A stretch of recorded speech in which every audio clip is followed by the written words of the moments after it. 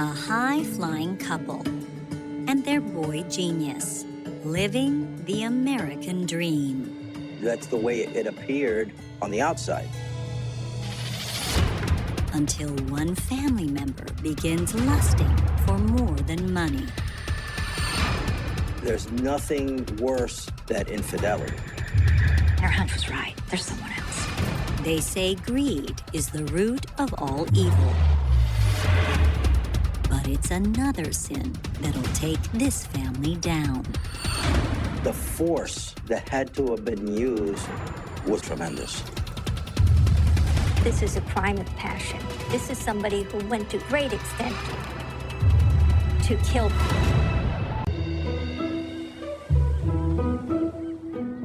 Welcome to Coral Gables, Florida, a gated community in the heart of Miami, where Mediterranean-styled villas overlook the sands of the American Riviera. Coral Gables, it's better known as the City Beautiful. Mostly affluent, tree-lined, beautiful houses. The nicest part of Miami to live in.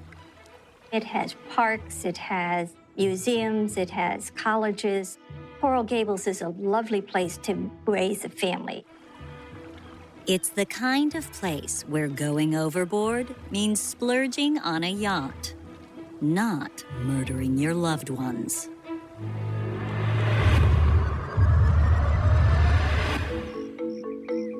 Living in the lap of luxury. Every day's like Christmas for the Locasios.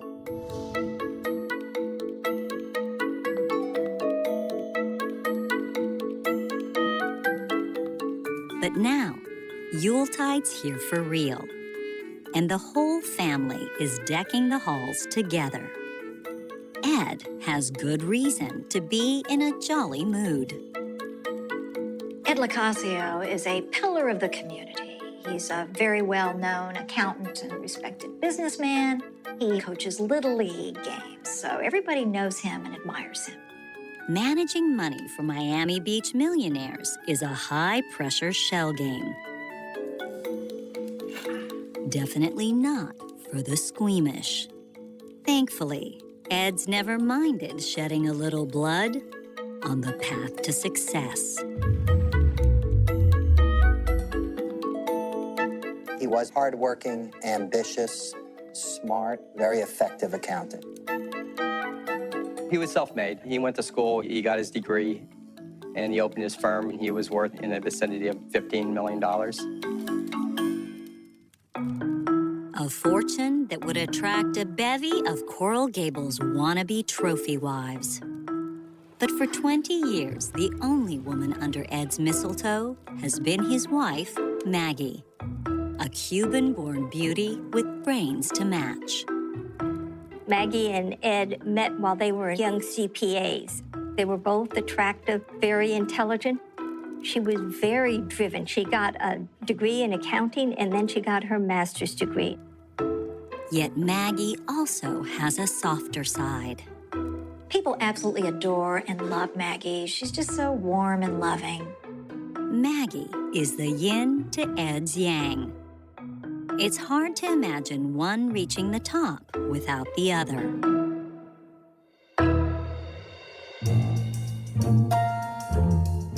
Once their accounting firm was rolling, Maggie embarked on a new venture. Instead of becoming a professional career person, she decided to let her career take a back seat and raise her son, Ed Jr. Maggie and Ed's only child, 19-year-old Eddie Jr., is the jewel in the Locasio crown. Ed Jr. is not only smart, he is super smart. He's practically a boy genius.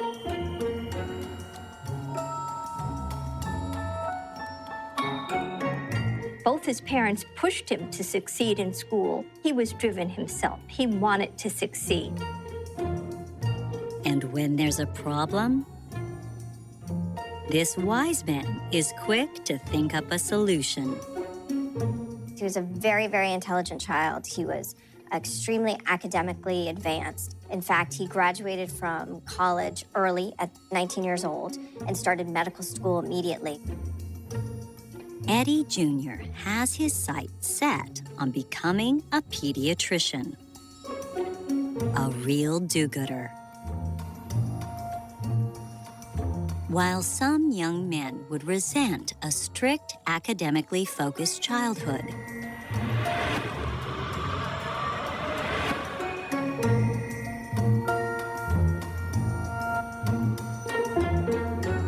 Eddie Jr. has always been an angel.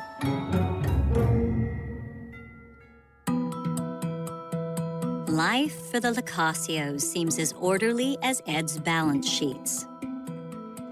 But every family tree has a twisted twig. In this case, it's Ed's younger brother, Michael.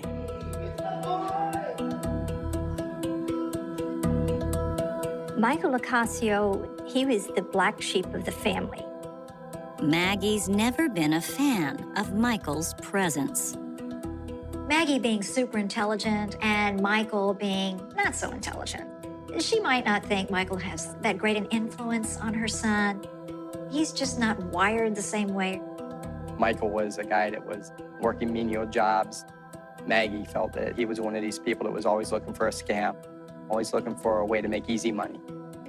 Ed's bad news brother often blows through town, usually with his hand out.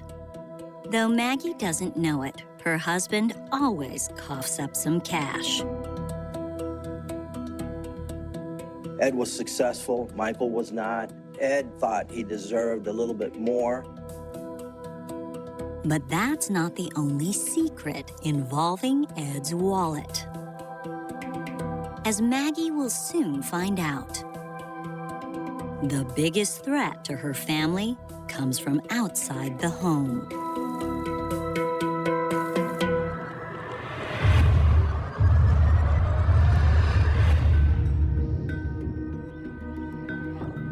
An ordinary afternoon at their favorite cafe starts innocently enough.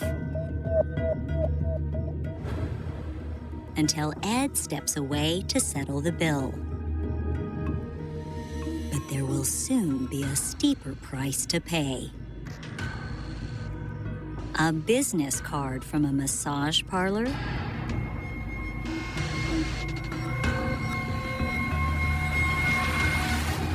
Maggie starts having some suspicions.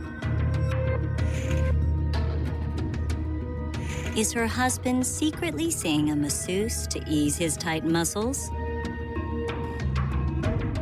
Or is it much more than that?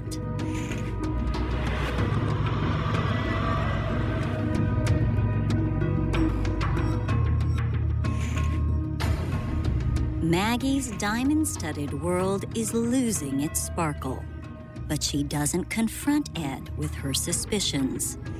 Instead, she transforms from happy housewife to seething snoop.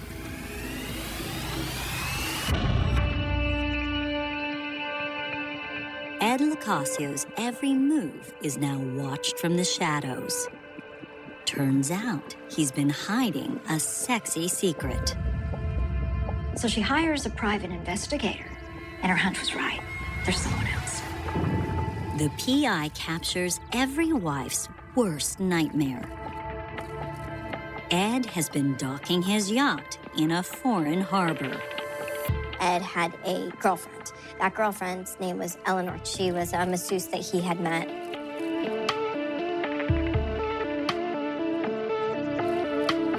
Eleanor was very beautiful, very exotic.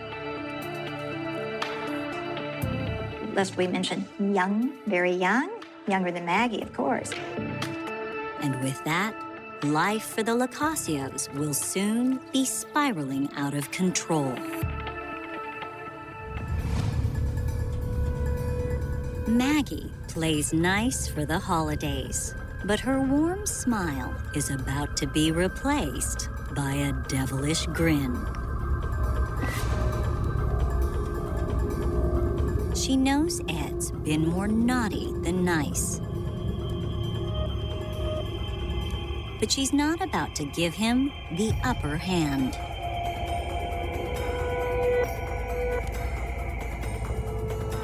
The fact that Ed is carrying on an affair really rankles Maggie. She's a pillar of the community. Everybody looks up to her, and he's carrying on with a masseuse. And what does Maggie have for her dear, devoted hubby?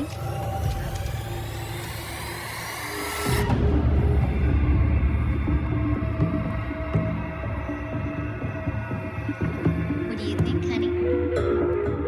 Do you like it?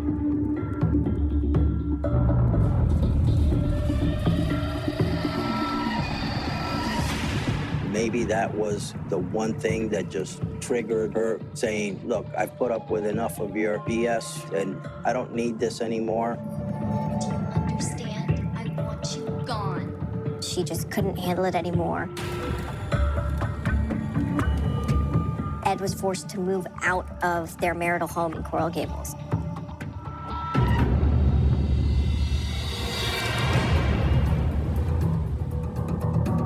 Of course, for a man like Ed, being kicked to the curb means a luxury bachelor pad. Ed moved into a condo in Miami South Beach, which is a very nice area. Little does this sugar daddy suspect. Eviction is only part one of Maggie's revenge. The once esteemed Locascio family is headed for a dirty war that will soon reap some deadly returns. A person gets to the point where enough is enough. Everybody's got their breaking point. Up next, the Locascio mansion's spotless tile floors are speckled red with blood.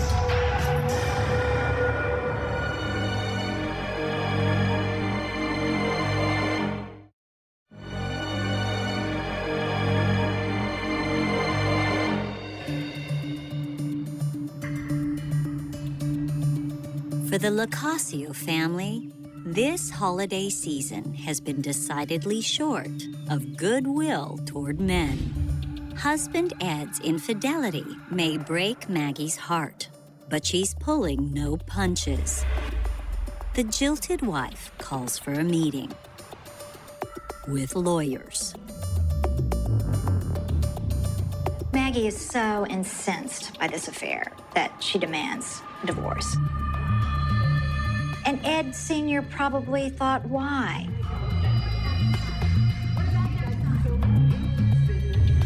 Ed was furious when Maggie wanted to divorce him. Not only was this woman that should have loved him wanting to leave him, she wanted half his money. In the state of Florida, you basically split everything in half. All the monies that were earned during the marriage are split in half. And then there's a determination as to whether there ought to be child support. And I don't believe that was an issue here because Ed Jr. was old enough. And then there was the issue of alimony. Maggie spent a lot of years in school. She has a master's degree. She helped build that business from the ground up. Florida's a 50-50 state. Why shouldn't she be entitled to 50% of everything that she contributed? Plus, she's had to put up with Ed all these years. That alone is worth 50% of the $6 million. While the divorce proceedings are ongoing, Ed is forced to support his estranged wife. But Maggie smells a rat. The judge ordered Ed to pay Maggie alimony, and he was supposed to pay it on a monthly basis. He did pay it, but he paid it out of their joint account. And she was a CPA with a master's degree. She was a very intelligent woman, and she had to help him set up the business. So she knew he was hiding money, and she set out to find where he hid it. And she did. She was very bright. When the judge found out about this, he didn't like it. So he froze their assets and told Ed that he had to pay her out of his earnings. That is where Ed draws a line in the sand. Edward had made comments to people that she wasn't going to get a penny from him. Your client is a liar. It was basically Ed saying, wait a second, I ain't giving you nothing. And now the war starts.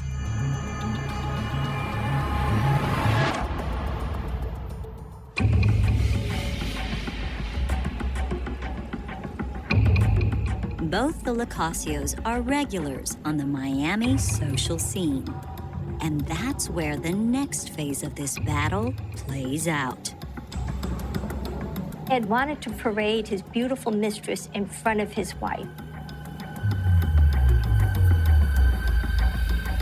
He wanted to get even, to make her hurt. What a tangled web has been weaved. Dysfunction is not even the word to use here. It was just a convoluted web of just insecurities and hurt and betrayal.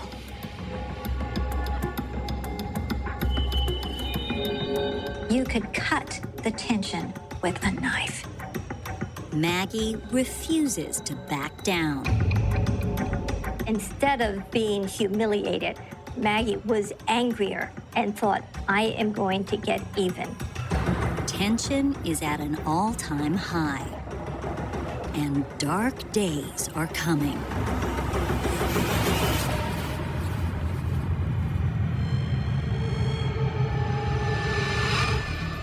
Around 10 p.m. on a quiet night, a tripped burglar alarm sends police scrambling to one of the ritziest addresses in Coral Gables, the Locasio compound. Coral Gables Police Department got there within 4 or 5 minutes at the most.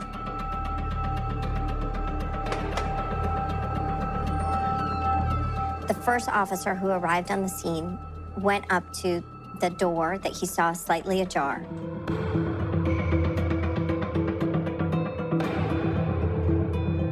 They press on, not knowing if they're alone, looking for signs of burglary.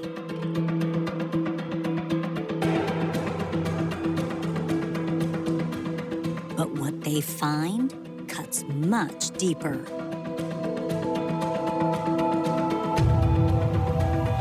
It was extremely bloody and violent.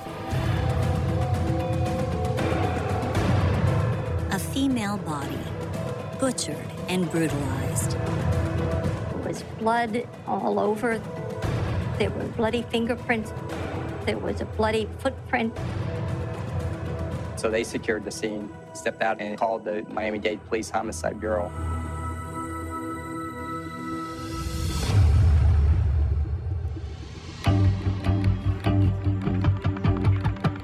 Detectives quickly recognized the victim as one of Coral Gables' best-known socialites, Maggie Locasio. She has been severely beaten and stabbed multiple times. The murder scene was horrific. Maggie was virtually just cold-bloodedly slaughtered. Her feet underneath were bloody, indicating that she was alive and struggling while she was being murdered. She fought very bravely to try and maintain her life. I mean, she was stabbed several times. She had put up her hands in defense and was stabbed so badly on one finger that one finger was almost completely severed off. That still didn't kill Maggie because she was still fighting back. And at some point, you could tell that the intruder stomped on her chest several times to make sure that she was no longer breathing. Piecing the clues together, it looks like Maggie was surprised in the middle of making dinner. She started to cook. She actually put oil in a pan. Then she was attacked in the kitchen.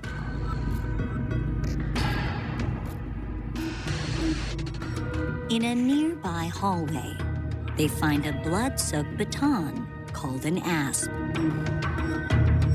An asp is a metal rod. When you snap it out, it lengthens to maybe 2 or 3 feet. And it's used as a striking tool. This tool was lying on the floor. The asp that was found on the scene had a ridged handle, which allowed for DNA collection. There was also a glove found on the floor.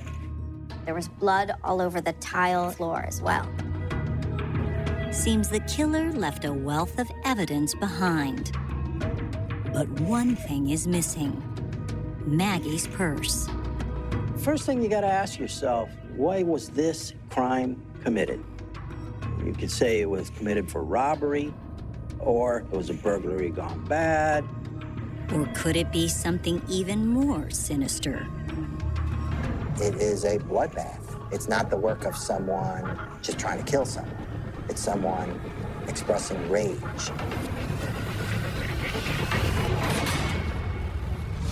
Coming up, the Locasio boy genius surprises investigators, and a grisly goodie bag adds to the macabre mystery.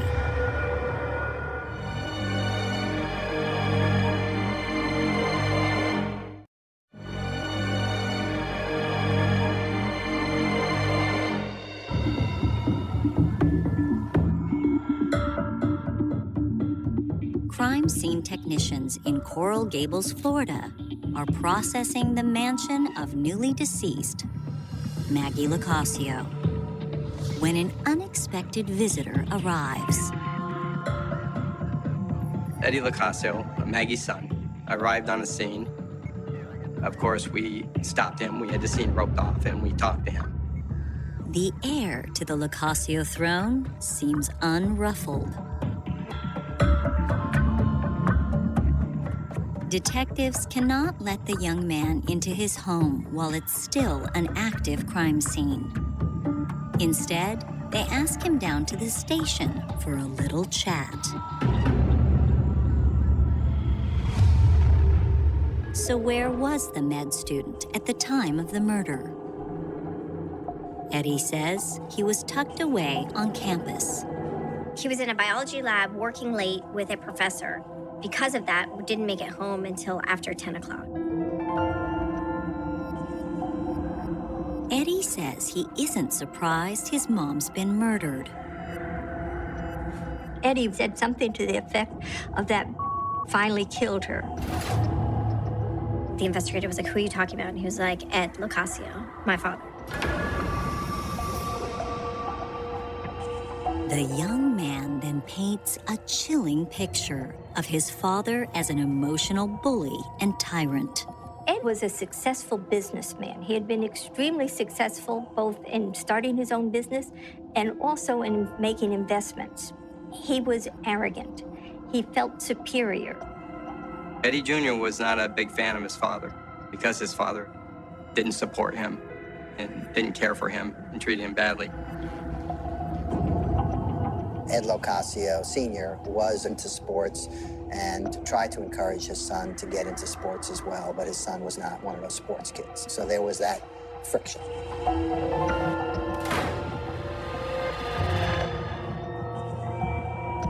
Detectives cover their bases with Junior and take a DNA sample. The swab is sent to the lab for testing as investigators shift their focus.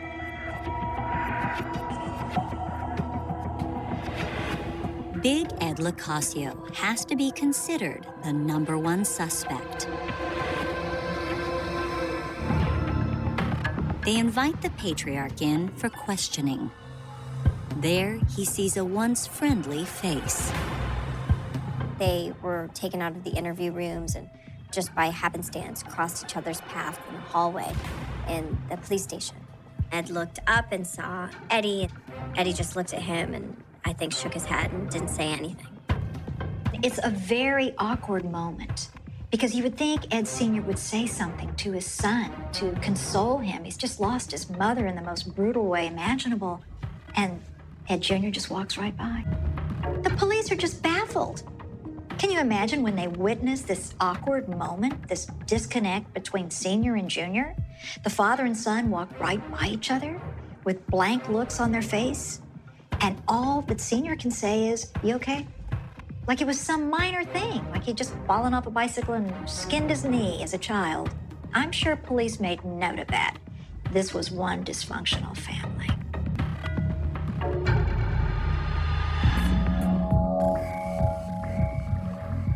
When Ed sits down with detectives to discuss his estranged wife's murder, it becomes clear that calm and collected demeanors run in the family. No reaction at all. Not any sign of breaking down, crying, being upset, being mad, anger, nothing. blank stare. An attempt was made to talk to him. However, he had an attorney and did not wish to talk about the case. The accountant is open about his divorce disputes, but vehemently denies killing his wife. His alibi is simple. He was home. He was in his apartment. Furthermore, Ed has suspicions of his own. Edward was pointing the finger at his son, Eddie, as being the murderer in this case.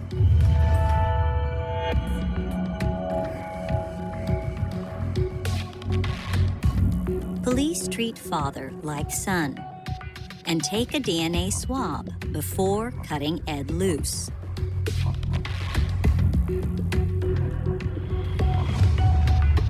It's a mind-blowing game of he said, with the entire Locasio fortune on the line. Back at the murder scene, the time has come to pound the pavement. The area is completely residential, and the neighbors were very attentive to the things happening in their neighborhood. Seems one of these well-to-dos spotted a suspicious white pickup truck the night before. He did note that the vehicle was driving kind of in a general away direction from where the Locasio home was. Working this angle, investigators get a lucky break.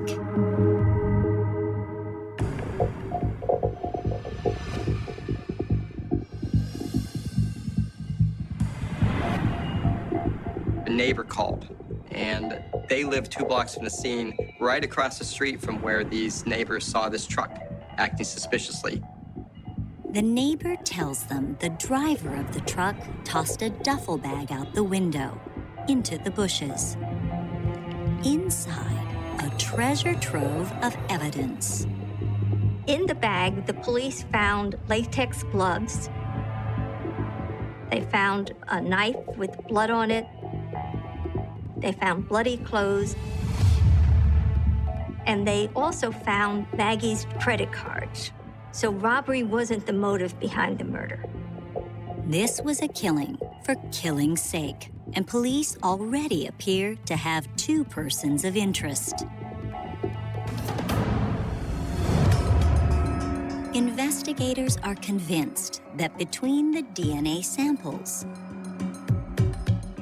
and the fresh cache of evidence dripping in blood, at least one of the Locasios might soon be arrested for murder. But there's another person out there, Ed's mistress, Eleanor, who might have much to gain from Maggie's death. Solving this case will turn out to be more difficult than anyone could have imagined. Of course, police test the DNA found at the crime scene. When the results come back, Ed Sr. test negative. A surveillance camera at Ed's bachelor pad further bolsters his claim of innocence.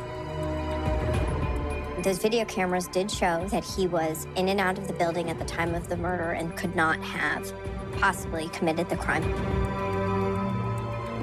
Ed had an ironclad alibi.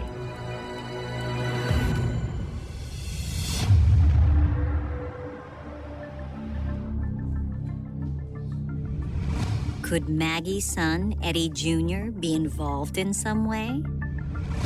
Here again, the DNA test results they're hoping to match the bag of evidence come back negative. Strike 2. Still, the killer has to be close. This is a crime of passion. This is not somebody that Maggie walked in on a burglar and he was trying to escape. This is somebody who wanted her dead and went to great extent to kill her. Everyone knows at least one woman out there who may have wanted Maggie out of the picture. Ed Locasio's mistress, Eleanor.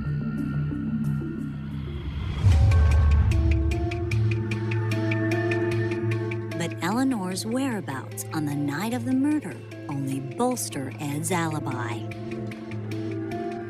Where was Eleanor the night of Maggie's murder? She was at Ed's condo in South Miami Beach. Once again, the condo surveillance camera proves pivotal. The camera indicated that he was in the condo with his mistress at the time of the murder.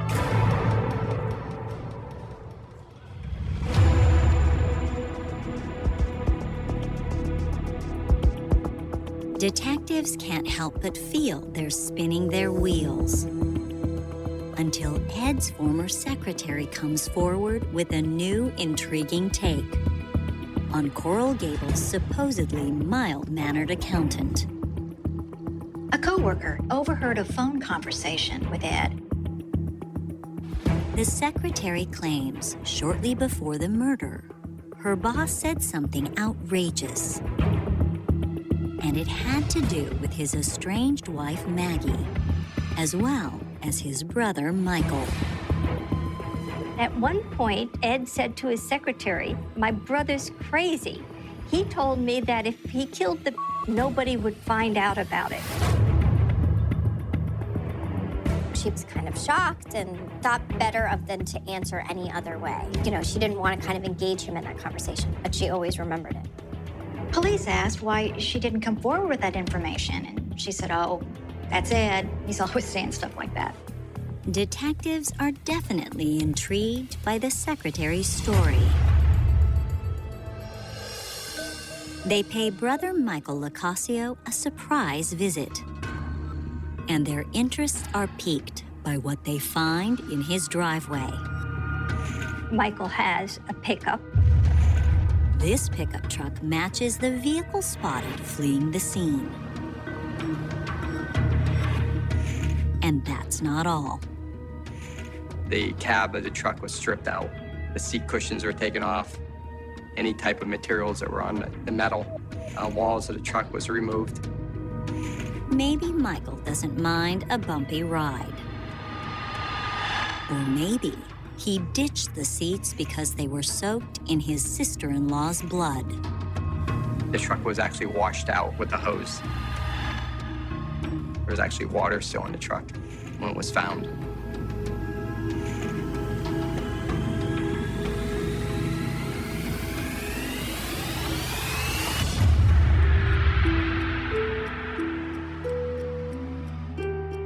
During questioning, Ed's wayward brother does little to allay investigators' suspicions. Michael denied being in Florida at the time. Later on, he actually said that he had an alibi, that he was in Florida, but he was at a restaurant on Miami Beach. Detectives obtain a warrant to collect Michael's DNA. When the results come back, surprise, surprise, police have found their match.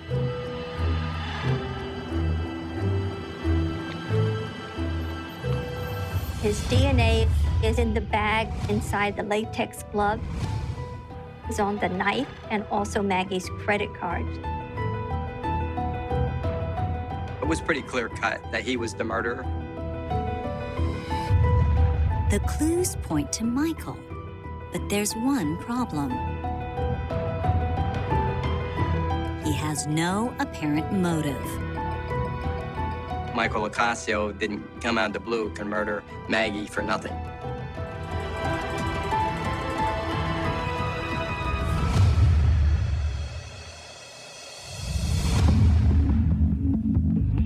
And there are three people who may have a lot to gain from Maggie's murder.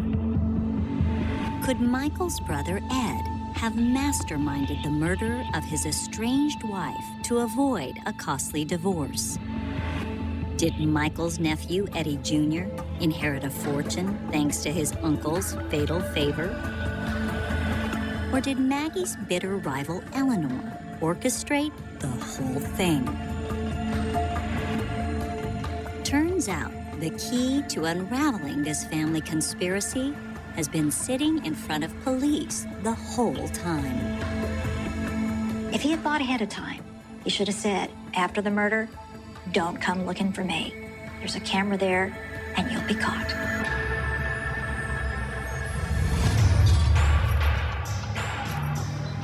Coming up, a security camera reveals more than meets the eye.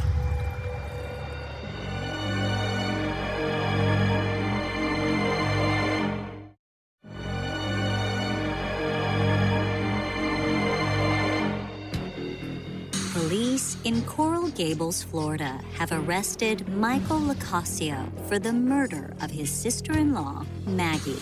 But there's oh so much more to the story. Michael really wouldn't have a motive to kill Maggie. But he was the weapon. He had the brutal force and strength to kill her. The question is, who put him up to it?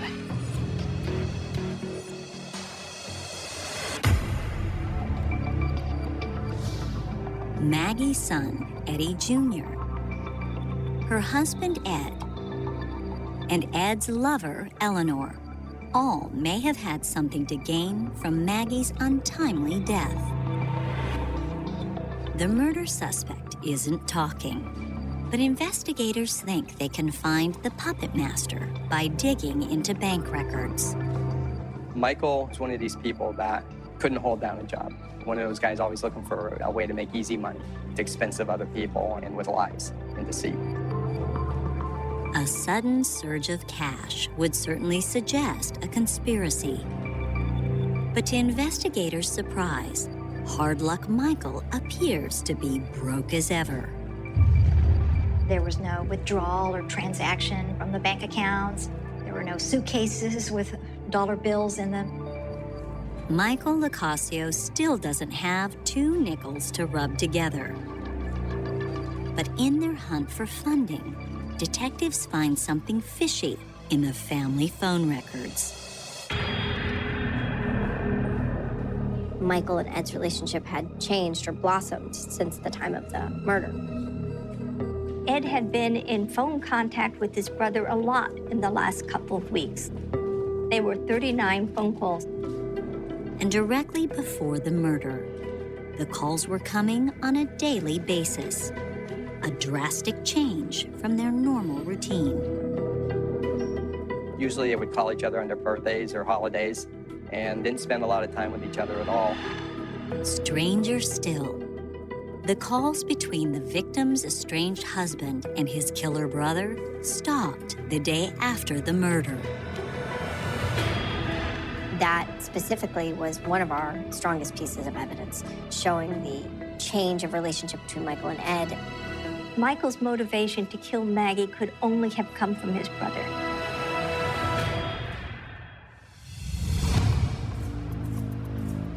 Investigators are now locked on the dead woman's husband and pore over the video evidence with fresh eyes. Ed Sr. had an airtight alibi. The video surveillance camera at the condo where he lived did, in fact, show him buzzing in. But letting it play on, detectives see there's even more to the story. Ironically, that same surveillance camera showed his brother Michael at 11:40 p.m. It shows Michael going there and repeatedly buzzing, trying to get into the condo. The video shows that Michael's shirt was sopping wet. He washed his truck out before he got to Miami Beach. And so that's where the wet spot came from. He was going right from the scene where he committed this horrendous murder directly to his brother Edward's apartment. It's all there in grainy black and white. Police have finally made their case. It's so ironic that the one thing that Ed thought would save him did him in at the end. Edward was the one behind this homicide, and Michael was just the one who pulled the trigger.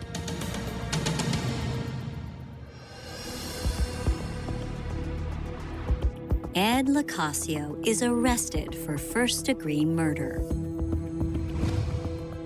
With the writing on the wall, the brothers finally give in and tell all.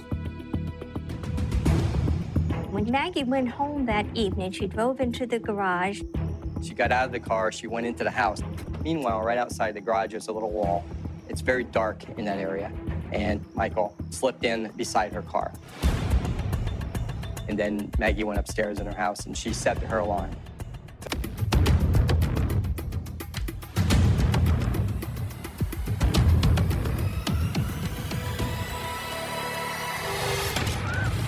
And he started beating her with a metal baton.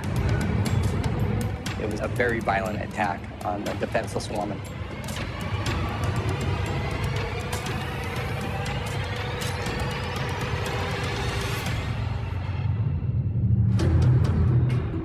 With his sister-in-law dead on the floor, Michael does everything he can to clean up all of the evidence.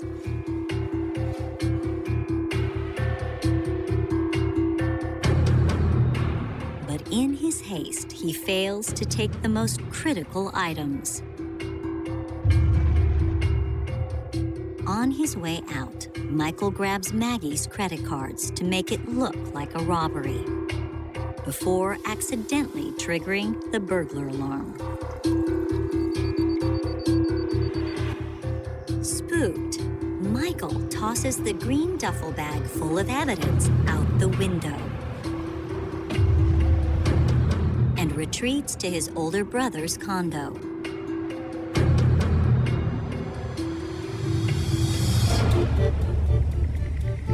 It was a brutal beating.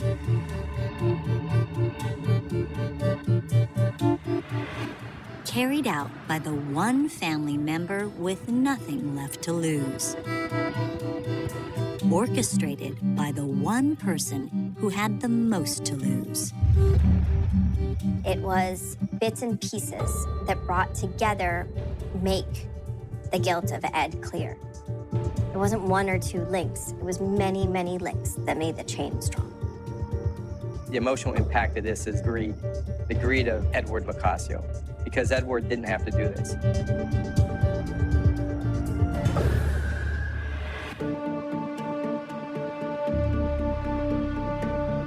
At trial, Ed Locascio is found guilty of first-degree murder. Ditto for Michael. Both are sentenced to life behind bars. Ed's mistress, Eleanor, and son, Eddie Jr., had no involvement in the homicide. There's a slim possibility that Ed, at some point in the future, will realize that he really messed up.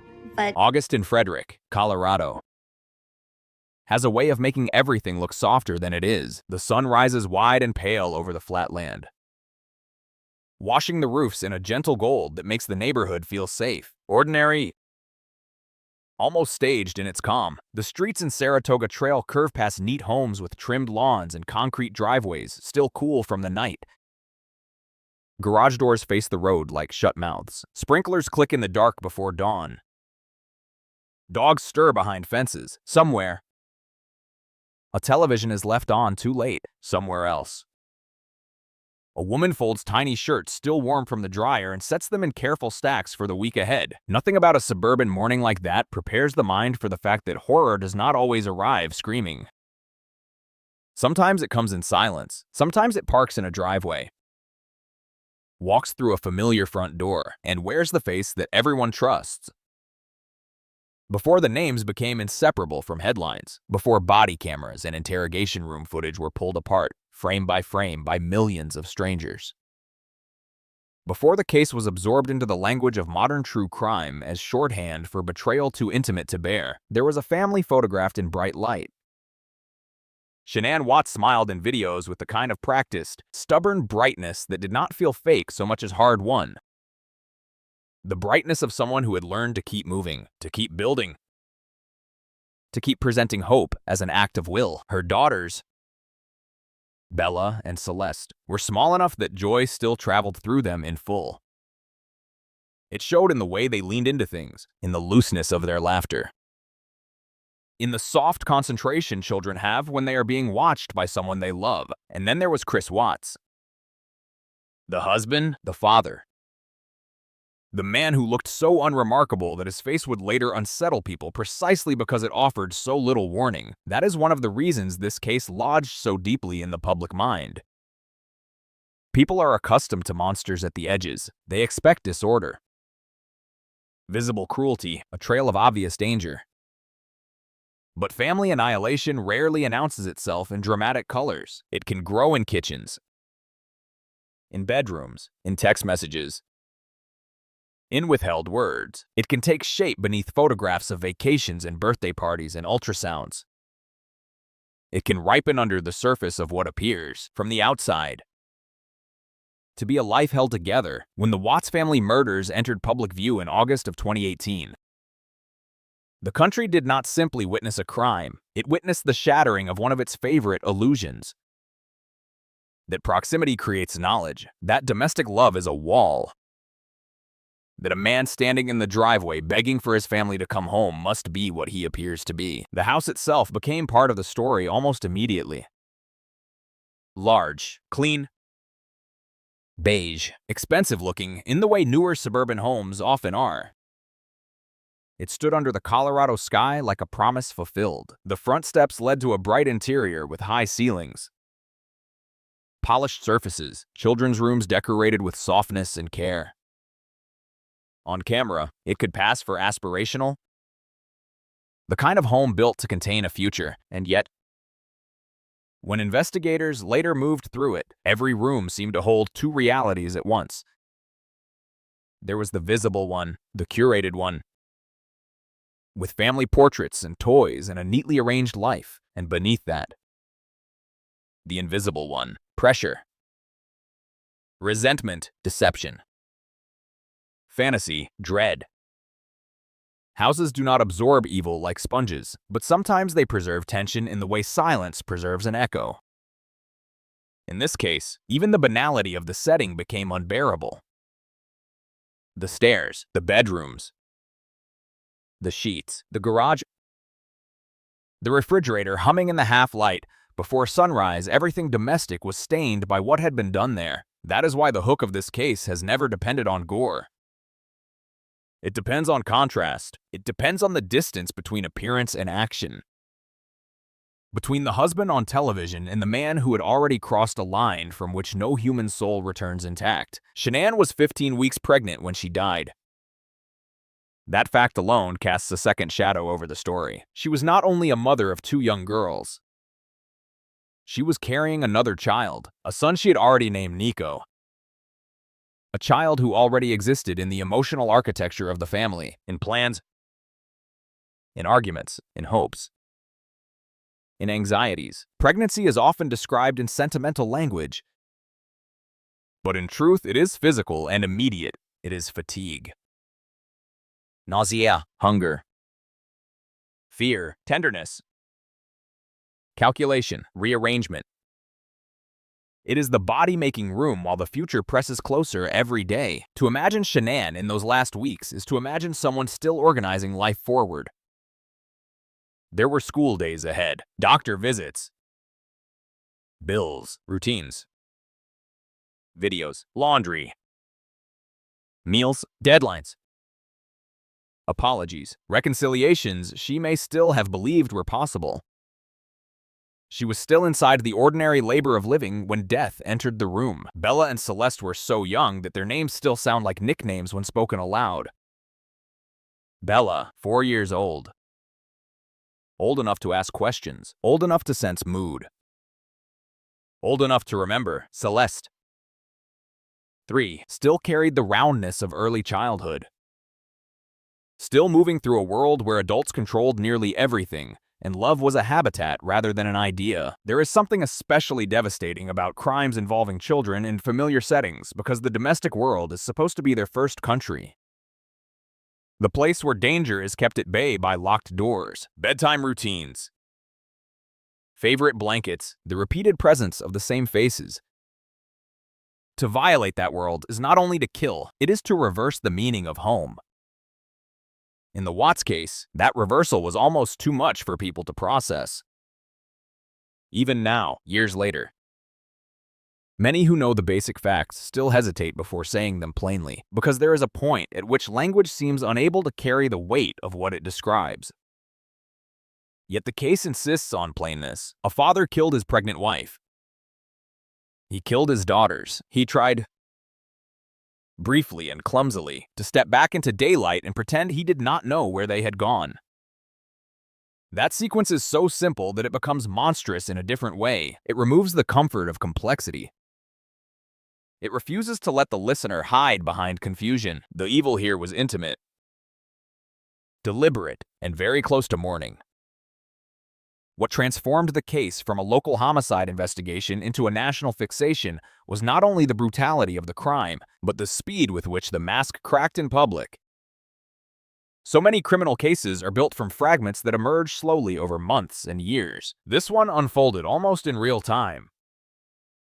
There was surveillance footage, there were Facebook videos, there were text messages, home recordings, photographs, police body camera clips, interviews on front lawns, lie detection tests. Interrogation room shifts so subtle and so damning that viewers felt they were watching a person's soul retreat from its own reflection. The digital age had already trained the public to consume lives as archives. In this case, the archive was vast and unbearably personal. People did not just hear about the victims after the fact. They saw Shanann laughing into her phone camera. They saw the girls in costumes, at birthday parties, in kitchens, on couches, under Christmas lights. They saw the family as it had presented itself to the world. And then they watched with a kind of collective nausea as the man at the center of those images stood outside his house, hands on his head, voice thin with performed worry, pleading for his family to come back. That performance is one of the most haunting pieces of the case because it reveals something both pathetic and chilling. He was not convincing. Not really, even before the confession. Many sensed the emptiness in him, the missing texture of genuine panic. But the unsettling power of those moments lies in the fact that he tried. He believed, at least for some span of time, that he could manufacture concern and stand inside the language of an innocent husband. That gap between his act and the truth beneath it exposed not just deceit, but a strange emotional vacancy. As if he had mistaken the appearance of grief for grief itself. The lawn under his shoes was green. The sun was out. Neighbors stood nearby. A police officer listened. Cars passed on the street. The whole scene was terribly normal except for the fact that the family he was asking for on camera was already dead. Cases like this force a confrontation with a difficult question. What happens inside a person before the irreversible act? Not in the dramatic instant, but in the weeks before, in the silent rehearsals, in the private permissions. Family annihilators are often described in broad categories. But categories are poor substitutes for the intimate mechanics of self-erasure and entitlement that make such crimes possible. In Chris Watts, many observers saw a man whose life had become divided between obligation and fantasy. He had the appearance of passivity, the demeanor of someone conflict avoidant, agreeable, even bland. But passivity can be deceptive. Underneath it can live resentment that deepens precisely because it is not spoken in full. It ferments. It seeks shortcuts. It wants escape without consequence. It wants a new self without the humiliation of admitting failure, without the mess of divorce, without public judgment, without financial reckoning, without being seen clearly by the people one has already hurt. In that sense, the case is not only about violence, it is about annihilation as a grotesque form of convenience. That is one of its ugliest truths. He did not simply lash out in a visible storm. He moved toward erasure, toward subtraction, toward the removal of human beings who had become, in his narrowing imagination, obstacles between him and another life. When a person reaches that moral abyss, language like selfishness feels too small, yet selfishness remains at the center of it. A cold, swollen selfishness. A selfishness so extreme it no longer recognizes other people as fully real. Still, the hook of this story cannot belong to him. To begin, there would be to grant him the gravity he tried to seize through destruction. The true beginning belongs to Shanann, Bella, Celeste, and the child who never had the chance to be born. It belongs to the ordinary details that make law specific. Shanann's voice in videos. Bright and fast and unmistakably present. Bella's serious little face. Her watchful eyes, the way she sometimes seemed to hover between shyness and delight. Celeste's sparks of mischief, the quickness in her expression. The wild sweetness common to younger siblings who are both adored and underestimated. These details matter because violence always threatens to flatten victims into symbols. But they were not symbols. They were people moving through summer days. Through errands and dinners and naps and minor childhood illnesses and the thousand unnoticed repetitions that make up family life. The public often remembers the climax of a case and forgets the texture of what was stolen. Yet the horror is rooted there, in the ordinary. In the shoes by the door, in the car seats. In the half-finished plans, in the tiny toothbrushes waiting by a sink. In the fact that a mother texted friends, that daughters went to bed. That morning should have come and kept going. The emotional force of the Watts murders has endured because the case feels both distant and uncomfortably familiar. Most people will never know a family annihilator. Most people will never stand inside that kind of devastation. And yet almost everyone recognizes the scenery around it. The suburban house. The marriage under strain, the carefully maintained image. The private dissatisfaction hidden beneath public normalcy. The phone full of messages. The social media posts documenting joy in real time. The pressure to appear successful. Bonded, grateful, thriving. It is modern in all the ways that make it easy to project onto, which is why millions kept watching, not because the crime was incomprehensible, but because too much of the backdrop was recognizable. The case seemed to ask, again and again, how well anyone knows the person beside them at the breakfast table. It asked what can be hidden inside politeness, inside routine, inside a man who does not look like a threat, and it offered the most terrible answer possible. Sometimes enough can be hidden to kill a family before dawn. In the years since, the footage has not loosened its grip on the public imagination. People still study his face in interviews, still search for the exact second his composure thins, still return to the body camera videos as if the truth might present itself differently on the 100th viewing. But perhaps that impulse reveals something larger than fascination with criminal psychology. Perhaps it reveals the mind's refusal to accept certain betrayals unless it can see them happen in sequence. We want clues. We want inevitability. We want signs that evil this intimate must have announced itself in a voice loud enough to stop it. Yet some of the most frightening cases offer no such mercy. They leave behind only fragments that look obvious after the fact. A strained text, a detached tone, a performance too polished or not polished enough.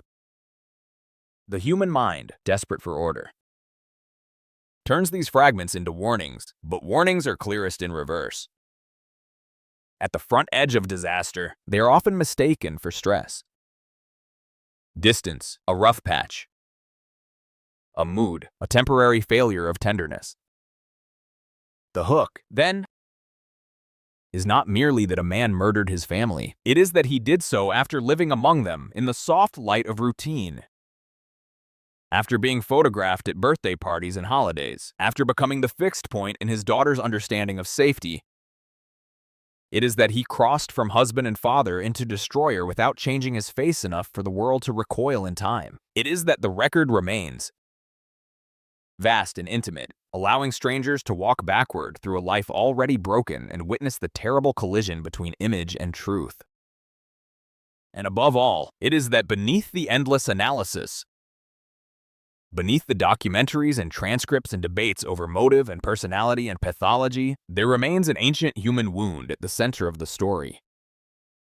A mother and her children were not safe with the man who should have protected them most. Once that fact settles into the mind, the case is no longer just infamous, it becomes unbearable.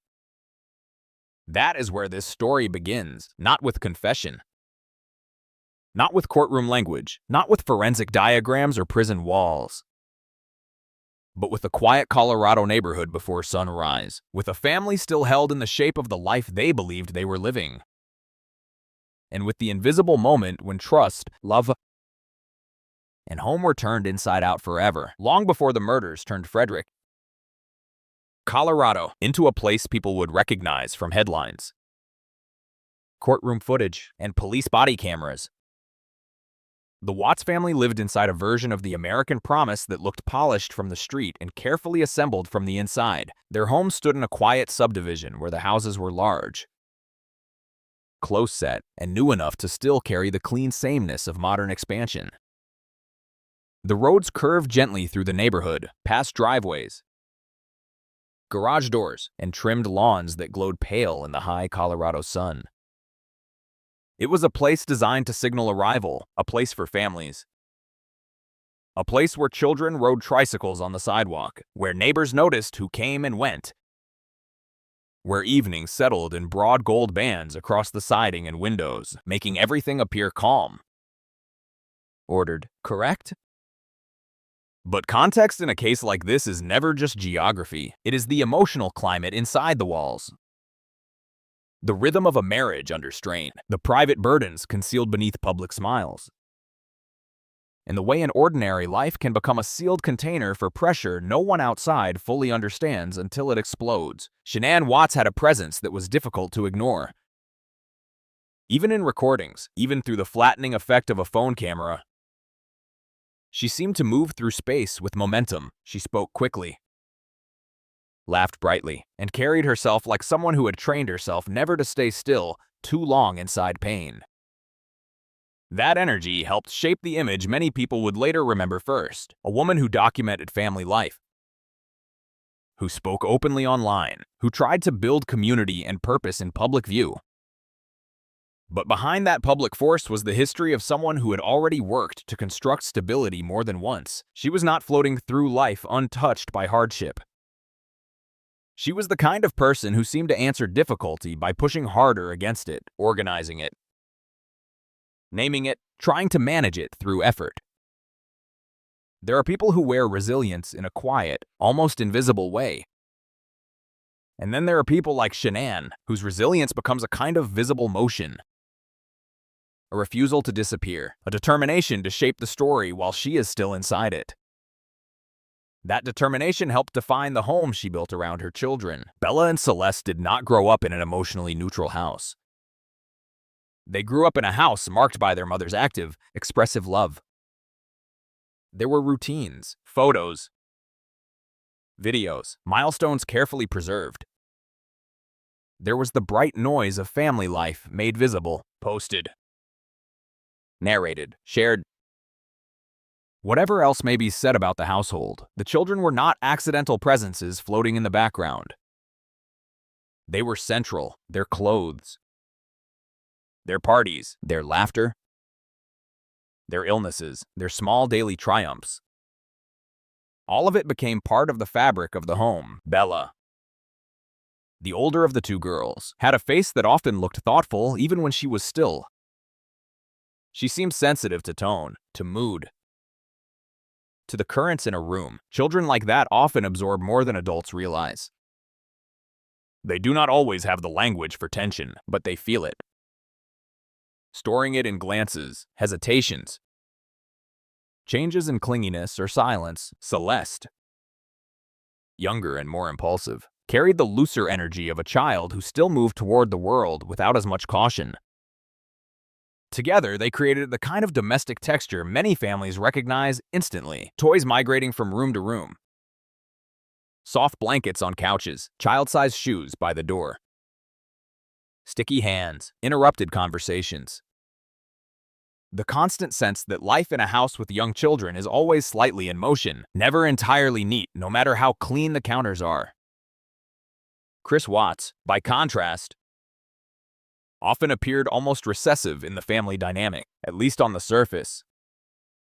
He did not project Shanann's force. He looked quieter, flatter, easier to overlook.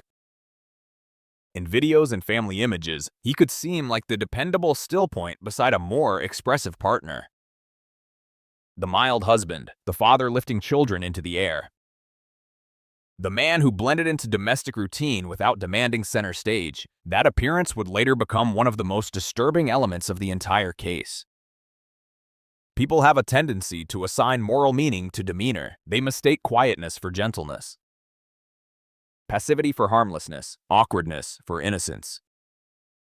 Chris benefited from that instinct. He looked like the kind of man who might fix something in the garage, grill in the backyard, go to work, come home tired, and fall into bed without much drama. Nothing in his outward manner naturally prepared strangers for the scale of the brutality he was capable of, but context requires more than appearance. A marriage is not measured by photographs alone, and a man is not defined by how little emotion he shows in a room full of other people.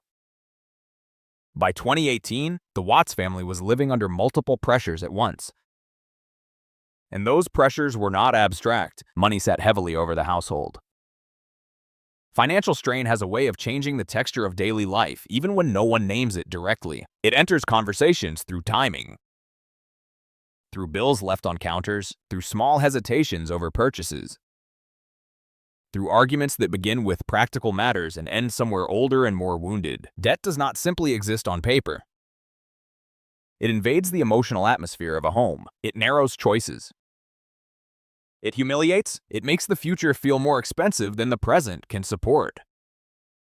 For a couple already managing children, work, expectations, and the effort of maintaining an image of success, that kind of strain can become exhausting. The Watts family, from the outside, appeared to be living large.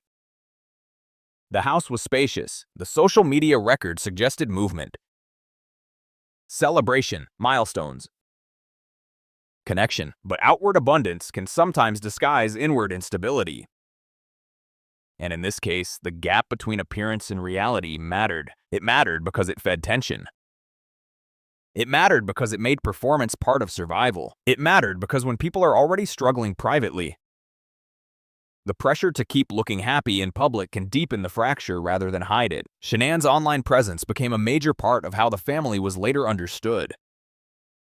She posted often, and in doing so, she left behind an unusually rich archive of her life.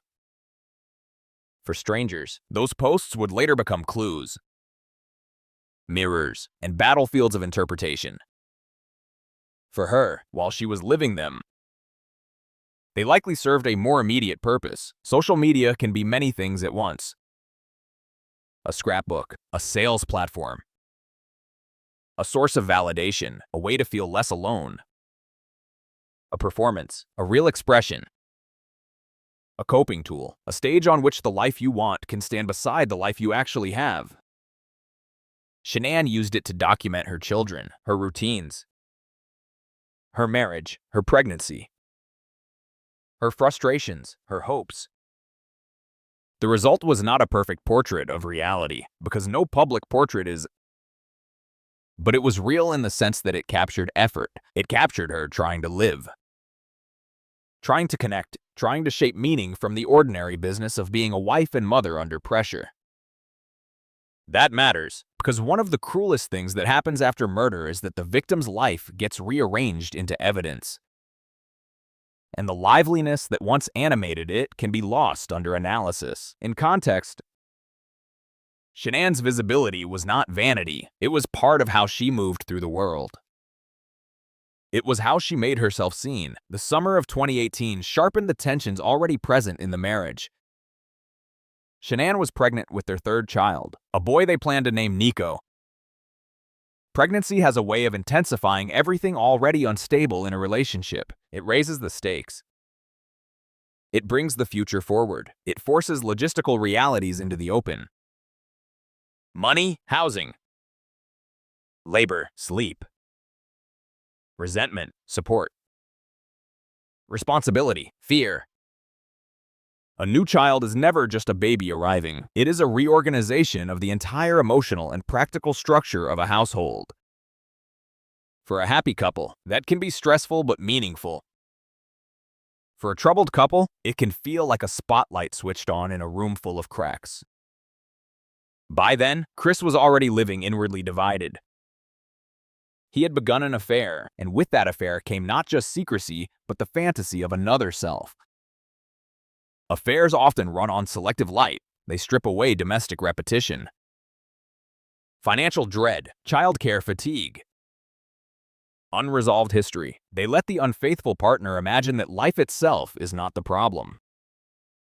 Only the current arrangement of it. Responsibility starts to feel like an unfair costume. Obligation begins to look like oppression. The spouse becomes, in the distorted emotional logic of betrayal, not a partner with whom one has built a life, but an obstacle standing between the self and freedom. That transformation does not excuse violence. It explains the moral corrosion that can precede it. Chris did not simply meet another woman and become confused. He began to construct an alternate future in his mind, one in which the burdens of marriage and fatherhood could somehow be removed without him fully experiencing the consequences of his own choices. That fantasy sat beside the reality of a pregnant wife who was still planning, still trying, still speaking into the marriage even as it weakened beneath her. Their dynamic in those final weeks appears, from the digital record and later accounts, increasingly strained. Shanann sensed distance. That much is painfully clear. The context here is crucial because she was not drifting blindly through the collapse of her marriage. She was noticing changes, naming them, trying to understand them. There's a particular kind of loneliness in feeling a relationship slipping while the other person refuses to speak plainly. It is not the clean pain of being told the truth. It is a foggier suffering, one built from withheld warmth, delayed responses, emotional flatness. A body still present but inwardly withdrawn. It makes the abandoned partner work harder for clarity, while the withdrawing partner often grows colder, not warmer. By the time Shanann traveled to North Carolina with the girls for an extended stay in the summer, the marriage was already fraying. Distance did not relieve the tension. In some ways, it clarified it. Physical separation can reveal what closeness is hiding. Texts become more loaded, calls become strained. The absence of ordinary routine leaves emotional gaps more exposed. Shanann appears to have been trying to pull answers out of silence, trying to understand whether Chris still wanted the life they had built, trying to make sense of the emotional weather shifting around her while she was also carrying a child and caring for two small daughters. Meanwhile, he was moving further into deception. One of the most painful aspects of the context is that Shanann was still fighting for the marriage at a point when Chris had already begun mentally walking out of it. There is a cruelty in that asymmetry. She was speaking from inside commitment, fear, and confusion. He was increasingly oriented toward escape. Family annihilation cases often involve this lopsided emotional landscape before the violence. One partner is trying to repair, interpret, negotiate, salvage. The other is already fantasizing about disappearance, reinvention, subtraction. What makes the Watts case especially harrowing is how intensely modern the record of that lopsidedness became. Text messages, videos, photographs, social posts, all of it preserved not only events, but atmosphere. They show a woman still engaged with the future and a man withdrawing from it while pretending not to. They show the terrible quiet build of a private disaster. The neighborhood around them remained outwardly unchanged. Children still played outside. Trucks still rolled through in the early morning. Neighbors still watered lawns and backed out of garages and returned home after work. The ordinary rhythm of suburban life kept moving, indifferent to what was thickening inside one particular house. That indifference is part of what makes context so haunting in hindsight. Catastrophe does not announce itself to the environment. The sky does not darken in warning. The grocery store cashier does not know the marriage is collapsing. The next-door neighbor does not know that a husband's silence has become more dangerous than shouting. The context of violence is often built in plain sight, but remains invisible because it is made of emotional changes others cannot fully access. And yet there were signs, if not signs of murder, then signs of rupture. Shanann was increasingly unsettled. Chris was increasingly detached. The affair gave him a second life. and second lives require lies to survive. Each lie widens the distance between the person seen publicly and the person acting privately.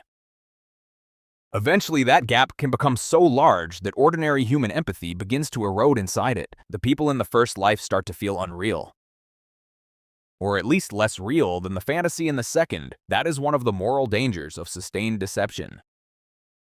It does not just hide the truth from others, it teaches the liar to split reality into compartments and to move between them without fully reckoning with the human cost. By August, Shanann had returned from a work trip in Arizona, still inside that tense, unresolved marital atmosphere. She came home late, pregnant, tired, carrying the weight of unanswered questions. The girls had already been living inside the strain too. Whether or not they understood it, children often register adult instability through routine first. Tone changes at dinner, hugs feel shorter, voices flatten, smiles appear on cue and disappear too quickly. Even when parents try to shield them, emotional weather reaches them anyway. Bella, in particular, was old enough to perceive unease without knowing what to call it. That fact lingers heavily over the whole story. The domestic world these children depended on was already trembling before it was destroyed, and still. From outside, the Watts family could have passed for any other family balancing too much. That is the final, unbearable layer of context. This was not a house marked outwardly by chaos in the way people often imagine danger. It was marked by order, aspiration, routine, and a relentless attempt to keep going. The mother was visible. The father looked unthreatening. The children were loved.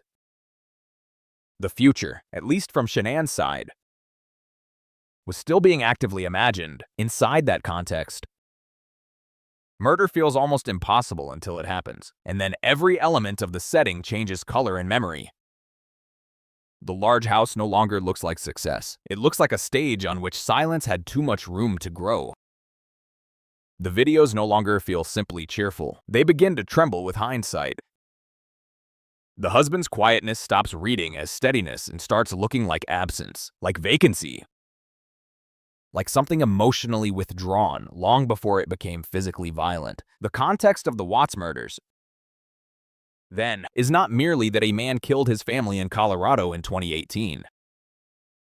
It is that he did so at the center of a life built from recognizably modern materials: debt, image, aspiration, emotional avoidance, private resentment, digital intimacy, marital strain, and a widening split between what was shown and what was true. It is the story of a woman still trying to hold a family together, of children living in the tender routines of early childhood, and of a man who, rather than speak honestly and endure the consequences of his own choices, moved toward the darkest form of escape imaginable. That is the world in which this case took shape. Not a Gothic house on a lonely road, not a family already broken beyond recognition to outsiders, but a bright suburban home filled with ordinary things, where the context of destruction was being written quietly in text messages, silences, withheld affection, financial pressure, and fantasy, while the rest of that world went on under a clear Colorado sky. Part 3 begins in a quieter register, because this is the point in the story where the noise of public fascination has to fall away and make room for the private alarm of the person who understood, before anyone else did, that something inside her marriage was going wrong. In many murder cases, the victim never gets the chance to leave behind a usable emotional record.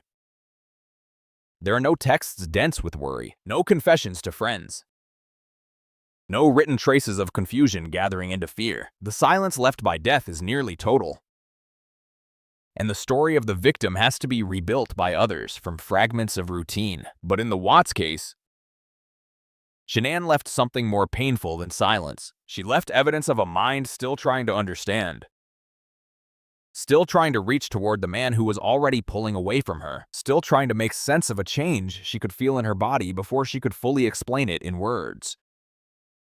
That is why this part of the story matters so much. It is the last chamber of honesty before the lie swallows everything. It is the place where her awareness lives, where her instincts begin to sharpen, where love, dread, humiliation, and hope all start pressing against each other inside the same exhausted heart. By the summer of 2018, Shanann was not moving through her marriage in blissful ignorance. She was reading it closely. She was listening for what had gone missing. She was measuring delays, tone, coldness, effort. The strange new emotional distance of a man who was physically present in her life and yet already drifting toward another version of himself. That kind of noticing has its own loneliness. It can make a person feel both hyper-alert and powerless at once. Every message matters too much. Every silence opens wider than it should. Every ordinary exchange begins to carry a second meaning. Shanann's emotional record from that period reveals not a woman inventing conflict, but a woman trying to force clarity out of a fog that had begun to thicken around her. She was pregnant, caring for 2 small daughters, working, traveling, maintaining family life, and at the same time trying to understand why the man beside her no longer felt like the same man. There is a particular cruelty in the timing of this. Pregnancy is a state of radical vulnerability, even when life is stable. The body is changing, energy is unstable. The future feels close enough to touch, and every relationship around the pregnant woman becomes magnified because she is moving toward a threshold that requires trust. She needed steadiness. She needed reassurance. She needed truth instead. What she was beginning to receive from Chris was distance, flatness, and something even more destabilizing than anger, indifference. Anger can at least be answered. Distance can be confronted. But indifference is harder. It slips away from direct contact. It leaves the person on the receiving end talking harder, asking more clearly, trying again and again to restore a warmth the other person no longer wants to give. That seems to have been the emotional territory Shanann was standing in during those last weeks. She was not only worried that her marriage was under strain, she was increasingly aware that she was alone in trying to save it. The so-called victim statement in this case, then, is not one dramatic declaration. It is a mosaic of smaller truths. It lives in the pattern of her communications with friends. It lives in her attempts to name what felt off. It lives in her practical efforts to repair a relationship that had already been contaminated by betrayal she did not yet fully see. She sensed that Chris had changed. Not in some vague, passing way, but in the deep bodily way people recognize when tenderness has been replaced by withdrawal. The normal gestures of marriage were thinning out. The affection was not right. The emotional responsiveness was not right. The simple shared rhythm of 2 people building the same future had been broken, and she could feel the break even when she did not yet know its full cause. One of the most devastating things about her final communications is how recognizable they are. They do not read like the words of someone standing at the mouth of a murder case. They read like the words of a woman trying not to lose her family. They are full of effort, full of interpretation, full of the impulse to salvage. She was trying to work with the problem still inside the frame of marriage, still believing that hard truth.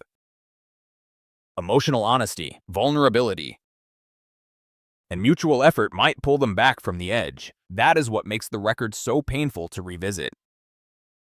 The listener knows what she does not. Every appeal lands against a wall already built in secret. Every attempt at repair is being made in the dark. During the weeks she spent in North Carolina with Bella and Celeste, separated physically from Chris, the emotional imbalance appears to have become more pronounced. Distance can expose a failing relationship with terrible efficiency. What routine normally disguises begins to show. A missing eagerness, a lack of initiative, a message that feels dutiful rather than loving, a call that seems thin, abbreviated, distracted. Shanann was living inside that disquiet. She was trying to keep the family functioning while also reading the temperature of a marriage that no longer responded as it once had. Her instinct, by all appearances, was not to detach but to lean in harder, to ask, to clarify, to insist on emotional reality. Some people respond to relational threat by shutting down. Shanann seems to have responded by confronting uncertainty directly, by trying to drag the hidden thing into the open where it could be named and maybe fixed. That impulse says something essential about her. She was not passive inside her own life. She did not drift. She engaged. She tried to solve what hurt her. She tried to secure the future for herself and her children by forcing honesty into the room. It is impossible not to think of her during those days as someone straining to hear through a closed door. Not because she was suspicious in some theatrical sense, but because the emotional ground under her feet no longer felt trustworthy. She was not only carrying a baby, she was carrying knowledge in its earliest, most painful form, the knowledge that the person she loved was no longer meeting her where she stood. Her words to friends in that period, as they have been described and discussed over time, reflect a woman trying to diagnose a wound before it kills the life around it. She worried that he was pulling away. She worried that he no longer wanted the marriage. She worried that the intimacy between them had changed in ways too significant to ignore. These were not abstract fears. They were built from daily evidence, from omission, from coolness, from the unsettling experience of trying to draw closeness from someone whose energy had shifted elsewhere. There is something heartbreaking in the dignity of that effort. She did not immediately collapse into accusation. She tried to understand. She tried to communicate. She tried to explain what she was feeling and ask whether he still wanted the same life. In that sense, her final emotional record becomes a kind of witness statement about betrayal before the murder itself. It testifies to the fact that harm had already begun, not physical harm yet, but emotional abandonment, secrecy, and manipulation. Those forms of violence are often treated as secondary because they do not produce blood or broken bones. But they matter. They alter reality. They disorganize trust. They make the victim question her own reading of the world while the betrayer benefits from ambiguity. That appears to have been happening to Shanann. She was being made to live inside uncertainty, while Chris continued to conceal the deeper truth of his affair and his growing fantasy of escape. What makes her statement so haunting is that it is full of life still reaching forward. She was making plans. She was thinking about the baby. She was trying to reconnect. She was imagining counseling, change, conversation, repair. She was not speaking from the emotional posture of someone who had given up. She was speaking from the posture of someone wounded but still invested. That investment makes her vulnerability sharper because it placed her in emotional proximity to a man who had already started separating himself from the obligations of husbandhood in his own mind. She was still speaking the language of marriage while he was moving, silently, into the logic of replacement. She still believed the crisis, however serious, belonged within the boundaries of their shared life. He was beginning to imagine a future in which she and the children no longer existed as claims upon him. That asymmetry is the dark heart of part 3. Her statement is full of effort toward continued life. His hidden truth was trending toward erasure. The digital traces left behind by Shanann do something rare in true crime. They preserve not only what she said, but the emotional texture of how she was living. She was tired, strained, emotionally raw, but also still active, still trying to move events rather than just endure them. You can feel, even from a distance, the speed of her thoughts, the need to talk things through, the impulse to gather support from trusted friends. That support matters because it reminds us she was not irrationally spiraling in isolation. She was reality testing. She was telling other people what she felt. She was trying to determine whether her fear had shape. That is what people do when the center of their life starts behaving strangely. They reach outward. They compare notes. They look for confirmation that they are not imagining the shift. Her reaching outward was an act of self-protection, even if it could not save her. In another life, in a less catastrophic story, it might have been the beginning of separation, confrontation, therapy, or survival instead.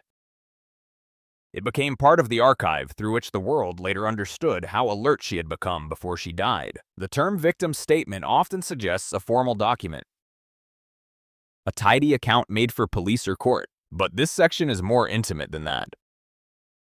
It is about the statement her life was making in its final days, the statement that something was wrong, the statement that she could feel love being withheld, the statement that she was trying to save a marriage from a man who was not disclosing what he had already done to it. There is tragedy in the gap between her awareness and her danger. She knew enough to worry, enough to grieve, enough to feel destabilized. But she did not know the full extremity of what she was up against. She knew she was losing him in some way. She did not know she was standing near annihilation. That difference is almost unbearable. Because when people look back at cases like this, they search the victim's final words for prophecy. They want some sign that the victim knew exactly what was coming, as if foreknowledge might impose order on the chaos. But life is rarely that clean. Shanann's statement was not a prophecy of murder. It was the testimony of a woman experiencing abandonment in real time and trying to stop it from becoming total. That is what gives it its emotional force. It is ordinary in form and extraordinary in hindsight. A worried wife, a pregnant mother, a woman texting friends about her husband's distance, trying to interpret changes in intimacy and tone, trying to restore what felt broken. The ordinariness of those acts is precisely what makes their ending so devastating, because countless people have stood where she stood emotionally and lived. Countless people have tried to talk a drifting spouse back into honesty. Countless people have traveled, come home late, worried over messages, asked friends what they thought, cried in hotel rooms, pressed their palms against their own stomachs and imagined the future still holding. She belonged to that recognizable human category right up until the moment the story crossed into something unthinkable.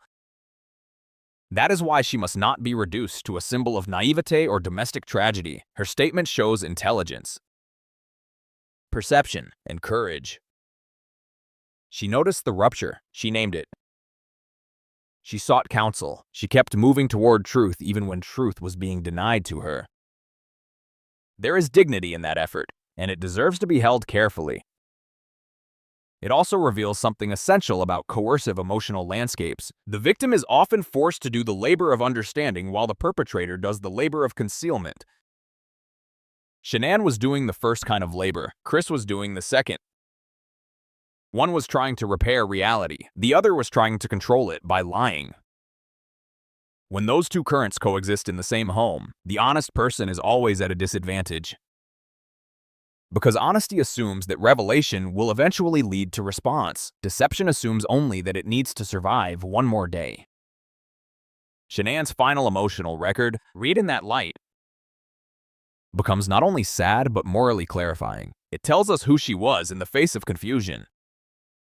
Engaged, loving, wounded, persistent, frightened, but still moving toward openness. It tells us who he was becoming: evasive, split, self-protective, increasingly absent even while physically near. In the end, the victim's statement is not a single speech. It is the shape of Shanann's last attempts to understand the marriage that was failing around her. It is the emotional handwriting of a woman who felt the cold coming into the room and tried to keep her children, her unborn son, and her future inside the circle of family anyway. She was speaking into darkness. But she was speaking clearly. She was telling the truth as far as she could see it. She was saying, in every worried message and every appeal for honesty, that something precious was being lost, and she was right. She simply did not yet know how completely and how soon. The incident began in the thin hours before dawn, when houses look most defenseless and ordinary life seems to pause in a kind of suspended trust. On August 13th, 2018, the Watts home in Frederick, Colorado, stood as it always had, large and quiet in the dark. Another shape among other shapes in a suburban neighborhood still asleep. The street outside held that peculiar stillness that comes just before morning traffic starts to stir. Driveways were empty or half-shadowed. Porch lights glowed faintly against siding and stone. Inside bedrooms up and down the block, alarms had not yet gone off. Children were still tangled in blankets. Coffee makers had not yet clicked on. It was the hour when family homes are at their most private, when the walls seem to hold everyone close. When the idea of danger feels farthest away, but inside the Watts house, the idea of home had already begun to collapse. Shanann returned from a business trip to Arizona in the early morning. Dropped off after flying home late, tired from travel and carrying not just luggage but the accumulated tension of the weeks behind her. She was 15 weeks pregnant. She had spent the summer feeling the emotional distance in her marriage sharpen into something she could no longer ignore. She had talked to friends. She had tried to understand. She had tried to hold on, and now she was stepping back into the house where her daughters slept. Into the marriage she still hoped could be confronted honestly, perhaps even repaired. Even though the air between her and Chris had turned so cold it seemed to bite, there is something especially painful about that image because it contains such recognizable human effort. A woman coming home in the dark, shoes off at the door or beside the bed. A body exhausted from airports and delayed hours, a mind still crowded with worry. A baby growing inside her, and somewhere in that tiredness, a simple assumption so basic it hardly needed to be thought, that she was returning to the center of her life. Not walking into its end, what happened next would later be argued over in detail. Dissected by investigators, filtered through confession and revision and self-serving distortion. But the core of the incident remains brutally clear at some point after Shanann came home. In the hours before sunrise, Chris Watts murdered her inside the family house. The exact emotional atmosphere of those final moments can never be fully recovered, and that uncertainty has its own dreadful weight. Did they speak first in anger, in exhaustion, in accusation, in one more desperate attempt to force honesty into the room? Did she confront him with the pain she had been carrying, with the distance, with the sense that he was no longer truly present in the marriage? Did she lie down beside a man she still, in some part of herself, believed would answer to the truth if she pushed hard enough?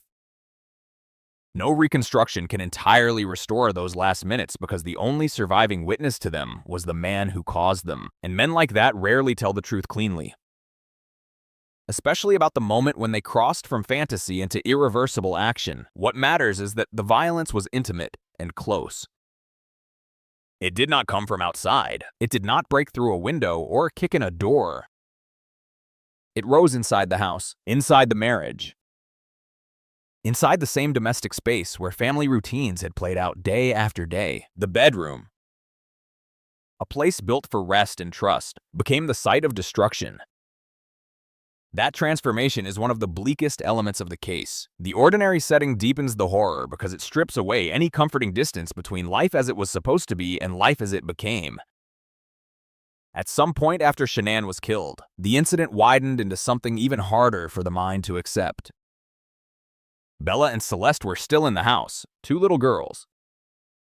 Small enough to depend entirely on the adults around them for safety, small enough that the world should still have been held together by bedtime and breakfast and familiar voices. Much of the enduring horror of the Watts murders lies here, in the terrible passage from the murder of a spouse to the destruction of children. It is the moment where even the cold language of criminal motive begins to break down. A marriage can fail. A husband can want out. An affair can poison judgment. Debt can intensify panic. Resentment can rot the mind. None of those things explains crossing into the murder of children. That act stands in a darker chamber of human behavior. One where other lives are no longer experienced as sacred, only as obstacles to be removed. In the hours after Shanann's death, Chris moved through the house not as a shattered man in the aftermath of some uncontrollable outburst, but as someone continuing along a path he had accepted in himself. That is the incident's chilling center. There was no rush to summon help, no emergency call, no attempt to reverse what had been done. Instead, there was a grim, practical sequence, a father organizing the aftermath of murder in the same domestic space where his daughters had trusted him. Accounts and evidence later made clear that the girls were taken from the house in his truck that morning, along with their mother's body. That image has become one of the most haunting in the entire case. Not because it is cinematic, but because it is so plain. A work truck, a driveway before sunrise. A man preparing for what would outwardly look like another ordinary Monday. The machinery of suburban routine was already waking up around him. Neighbors would soon glance through windows, back cars into the street. Leave for work. The sky was beginning to lighten. And in the midst of that normal beginning to the week, he was loading the ruins of his family into a vehicle as if arranging supplies for a job. It is difficult to think of a better illustration of moral vacancy than that. The incident was not only the murder itself. It was the movement from violence into concealment, from bloodless decision into logistical action. Family annihilation often contains this terrible second phase, when the perpetrator passes almost seamlessly from killer into manager of appearances. Chris backed his truck into the driveway in the early morning darkness, an unusual detail that would later draw immediate attention from his neighbor's security footage. There is something sinister about how small the act is in itself. Trucks are backed into driveways every day. Men loading tools for work before dawn are common in countless neighborhoods, but in this case, that small departure from routine became part of the anatomy of the crime. He was not preparing for work in any ordinary sense. He was using the familiar cover of work to move bodies. The house behind him still held the physical traces of family life. Beds, toys, shoes, kitchen counters, photographs. All the ordinary domestic surfaces were still in place. But their meaning had already changed. The family whose life gave those objects context had been reduced, in his mind, to a problem of transport and disposal. That reduction is one of the hardest truths to sit with. People speak of dehumanization as a concept. But here, it was made terribly literal. A wife, an unborn child, 2 daughters, all absorbed into a cold sequence of acts carried out in morning silence. The girl's final hours remain especially painful because they force the imagination into places it does not want to go. Bella was old enough to perceive that something was wrong, old enough to read faces and movement in the strange emotional weather around adults. Celeste, younger, would still have depended on tone and touch more than words, but children do not need adult language to sense fear. Whatever they understood in those final movements from house to truck to oil site, they were in the custody of the one person who should have embodied safety. That inversion is central to the incident. It was not only violent, it was sacrilegious in the deepest domestic sense. Fatherhood itself was turned into an instrument of betrayal. The person whose presence should have calmed confusion became the source of mortal danger. It is one thing for children to encounter cruelty from the outside world.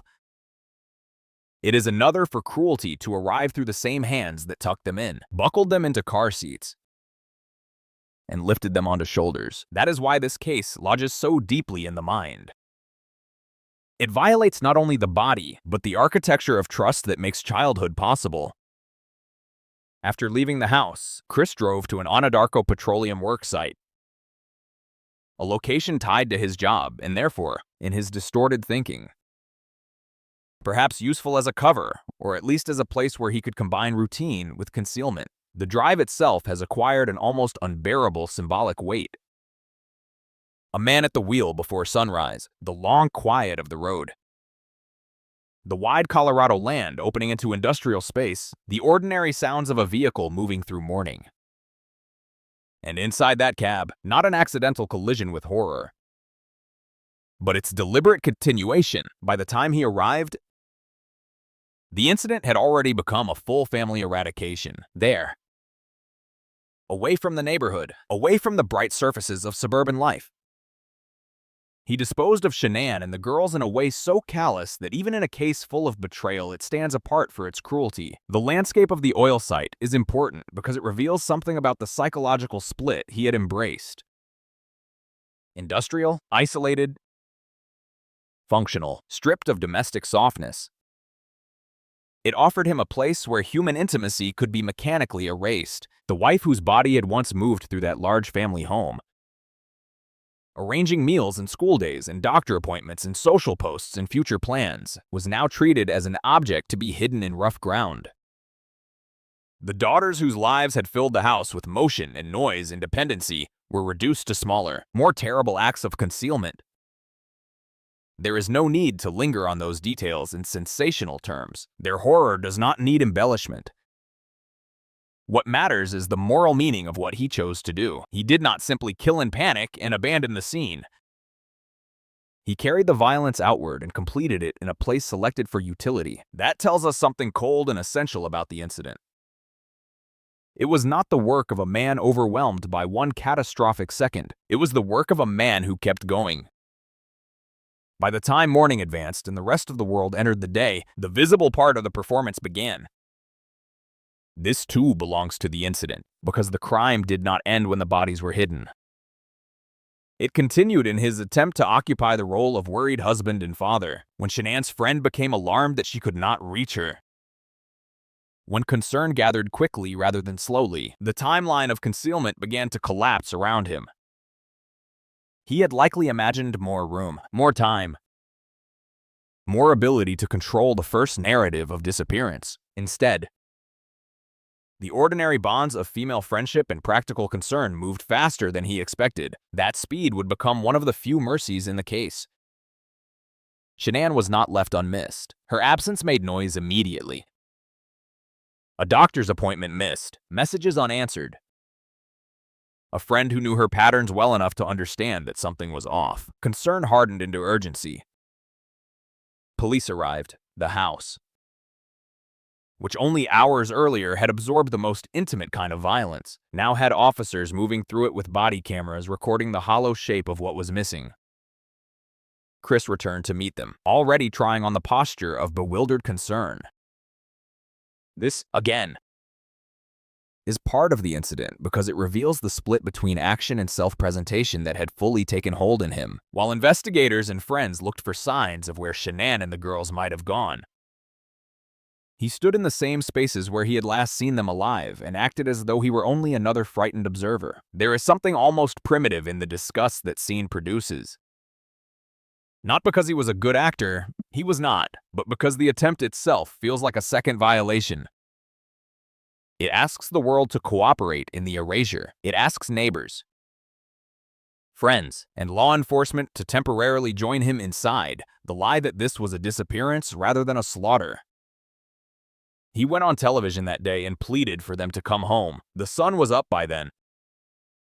The neighborhood was fully awake. The green lawns, the bright siding, the parked vehicles, the familiar suburban order all sat behind him as he spoke. In another context, a husband in that position would radiate chaos, fear, the disorganized desperation of someone whose family had vanished into some unknown danger. But what came through him instead was a thin simulation of concern.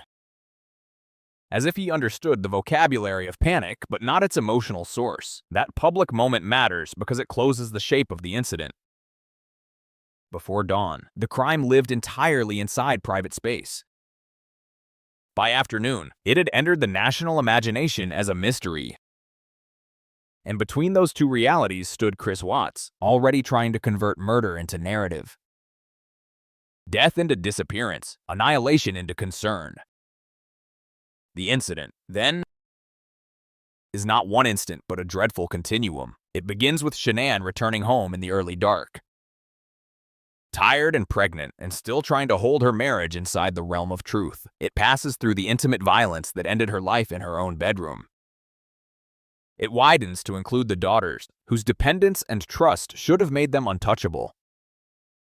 It continues in the silent labor of transport, concealment, and disposal under the cover of morning routine. And it culminates in the grotesque attempt to stand in daylight and ask for the return of a family he had already destroyed.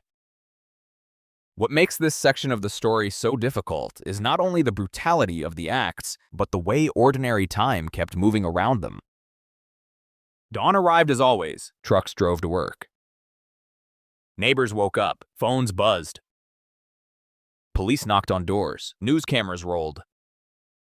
The structure of Monday remained intact, while inside one family, everything had been extinguished. That contrast is what gives the incident its lasting force.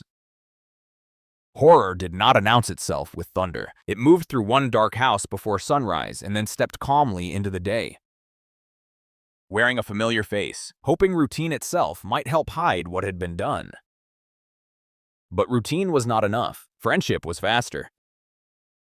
Suspicion grew quickly. The lie began to fray almost as soon as it was spoken. And from that point on, the incident would no longer belong only to the people inside the house. It would become evidence, footage, testimony, and one of the most scrutinized family murder cases of the modern era.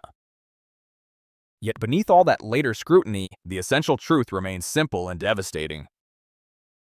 In the hours when his wife and daughters should have been safest, when the world outside still slept and home should have meant shelter, Chris Watts turned the center of family life into the scene of its destruction, then carried that destruction into the morning and tried, for a little while, to pretend it had never happened. By the time the crime scene began to reveal itself, the house on Saratoga Trail was no longer simply a family home. It had become a place where absence was louder than noise, where the ordinary arrangement of domestic life seemed to recoil from what had happened inside it. On the afternoon of August 13th, 2018, the first people moving through the Watts residence were not walking into a visibly shattered scene. There were no overturned tables, no walls sprayed with obvious violence, no broken windows announcing intrusion from outside. That was part of what made the house so unnerving from the first moment. It looked intact.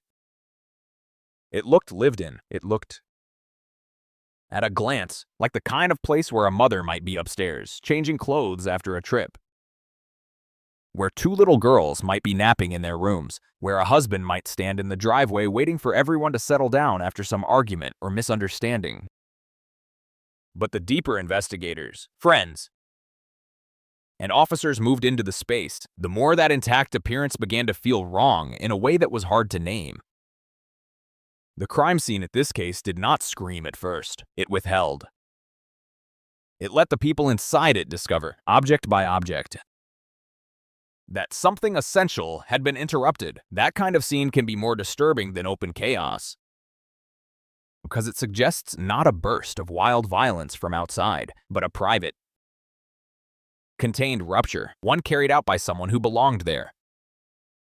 The first alarm had not come from an anonymous witness or a neighbor hearing screams. It came from concern, from the practical intelligence of someone who knew Shanann well enough to understand that her silence did not make sense. That detail matters because it shaped the first reading of the house. The home was not entered as an obvious homicide scene. It was entered as the possible last location of a missing pregnant woman and her children. A place where clues to their unexplained absence might still be sitting quietly in plain sight. The front door, the foyer, the stairs, the kitchen counters, all of it held the ordinary look of a life paused rather than a life obliterated. But there are forms of stillness that feel natural and forms that feel staged. From early on, this house carried the second kind. One of the first powerful clues was Shanann's car, still sitting in the garage.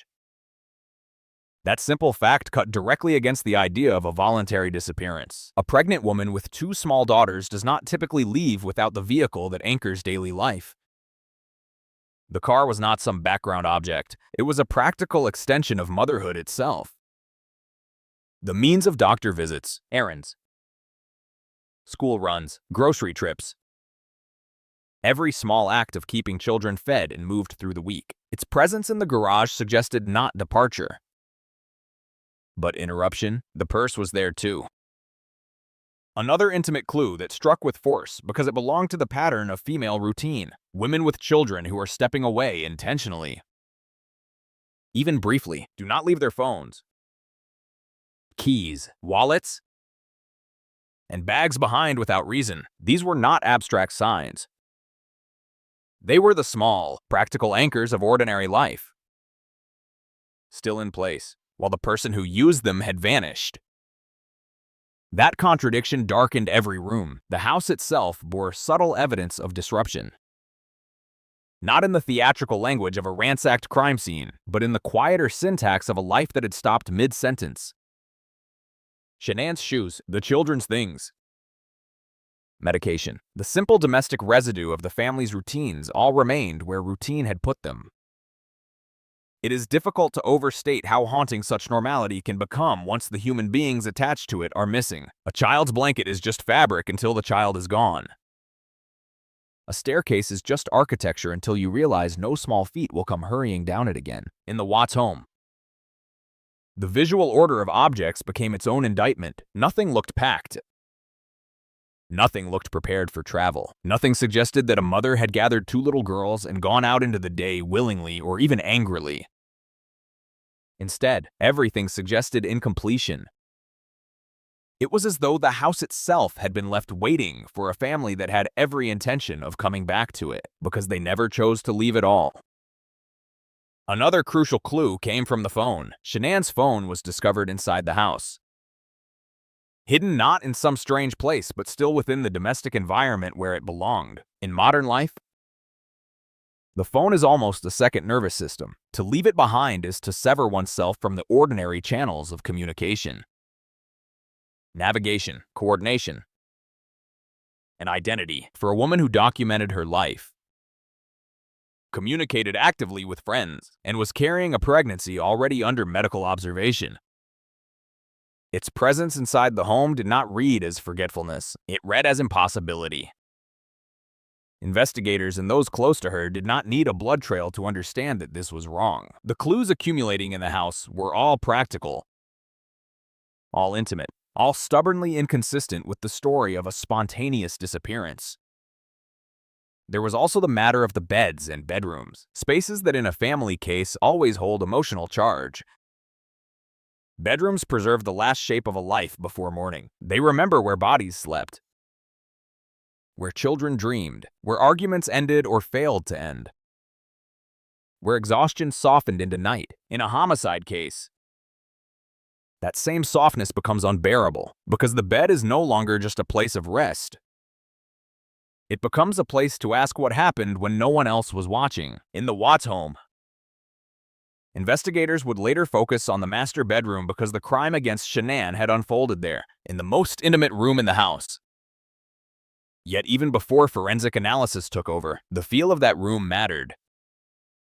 A bedroom can reveal tension through its arrangement, through linens, through whether the scene has the abandoned quality of sudden emergency or the too neat quality of someone having moved through it with purpose afterward. The absence of dramatic disorder did not make the room innocent. It made it chilling. It suggested that the violence had been controlled, close, and silent enough to leave fewer outward marks than people expect from murder. That is one of the reasons strangulation in domestic homicide is so terrifying. It does not always explode outward in visible ruin. It can leave the room looking almost undisturbed, while all trust inside it has been annihilated. The daughters' rooms held their own kind of grief. Children's rooms are among the saddest spaces in any homicide investigation because they are full of intention. The tiny clothes, the toys, the bedding, the little traces of preference and personality. All of it testifies to a future that was supposed to keep unfolding. In Bella and Celeste's rooms, investigators would have encountered not only evidence in the legal sense, but the visible architecture of care. Those rooms had been prepared for sleep, for play, for growing up. The atmosphere of such spaces becomes almost accusatory once the children are missing under suspicious circumstances. The room is saying they belonged here. They were expected back. Whoever took them out of this house did so against the order of their own lives. Even where forensic science later had to fill in the harder contours of the case, these early emotional clues mattered. They established the basic truth that whatever had happened, it had not happened according to the story Chris was trying to tell. Outside the walls of the home, one of the most important initial clues arrived through surveillance footage from the next-door neighbor. Neighborhood cameras are one of the defining tools of modern investigations because they turn private streets into passive witnesses. They do not interpret. They do not forget, they only record. In this case, the footage from a neighbor's security system showed Chris backing his truck into the driveway in the early morning hours. A deviation from what was understood to be his usual pattern on its face. It was not a cinematic clue. There were no bodies visible. No direct recording of the murders. No dramatic moment caught in full. But criminal investigations often turn on exactly these kinds of plain details. A vehicle positioned unusually. A timestamp. A person moving in and out of frame with a purpose that only later becomes monstrous. The footage mattered because it gave shape to the morning. It showed preparation, movement, opportunity. It also had something harder to measure, but just as important: behavioral weight. Chris's own reaction when viewing the footage with police and his neighbor was revealing. He did not inhabit the fear and urgency of a genuinely baffled husband. He looked like a man watching his margin for deception shrink. The video became more than an image. It became an early mirror in which his performance started to fail. The crime scene in this case was therefore never limited to one room or one patch of flooring. It extended through the whole house and outward into the driveway, the garage, the surveillance angle of the neighbor's home, the phone left behind, the car unmoved, the purse untouched. This is important because family murder often creates dispersed scenes rather than one theatrical center. The house was the origin point, but not the end. Investigators soon had to consider not simply what had happened inside the home, but how the family had been removed from it. That widened the meaning of every initial clue. The garage became more significant because it held the vehicle Shanann should have used and because it opened toward the place where Chris had loaded his work truck. The driveway became more significant because it served as the corridor between private violence and outward concealment. Even the front porch, the entryway, the stairs leading up from the door, all of them became part of a map of final movement. Crime scenes are often imagined as static. In reality, they are narratives made of space. They tell investigators where pressure gathered, where resistance may or may not have occurred, what had been interrupted, what had been staged, and what ordinary routines had been bent into tools of deception. Another early clue, perhaps less physical but no less important, was Chris himself. His demeanor became part of the crime scene because behavior is often the first living evidence in a missing person case. Investigators are trained to look not only at objects, but at contradictions between a person's account and the environment around them. In Chris, those contradictions began to accumulate quickly. He spoke the language of concern without embodying its force. He stood in the house where his wife's phone, purse, and car remained, where his daughter's lives were visibly anchored, and yet his explanation for their disappearance did not align with the scene around him. Real panic tends to scatter a person. It produces urgency, repetitive thought, a need to search every possibility. Chris often appeared instead to be measuring himself, trying to remain within a script. That script was thin from the beginning. It strained against the facts. His family had not vanished into thin air. The house itself said so. The objects said so. The footage said so. His own body language began saying so too. In the earliest hours of an investigation, officers often move in a realm of possibility rather than certainty. They know something is wrong, but they may not yet know whether they are dealing with disappearance, abduction, domestic violence, or homicide. In this case, the scene moved unnervingly fast from concern to suspicion because the clues were too concentrated in one direction. A pregnant woman does not vanish without her car, phone, medication, and children's essentials. Two very young girls do not simply dissolve out of a tightly networked routine without leaving signs of preparation. The husband does not get the benefit of endless ambiguity when the physical environment contradicts the idea of voluntary absence at every turn. The initial clues work together, not like puzzle pieces scattered far apart, but like pressure points all inside the same small space. The home was not chaotic enough for burglary. It was not emptied enough for planned departure.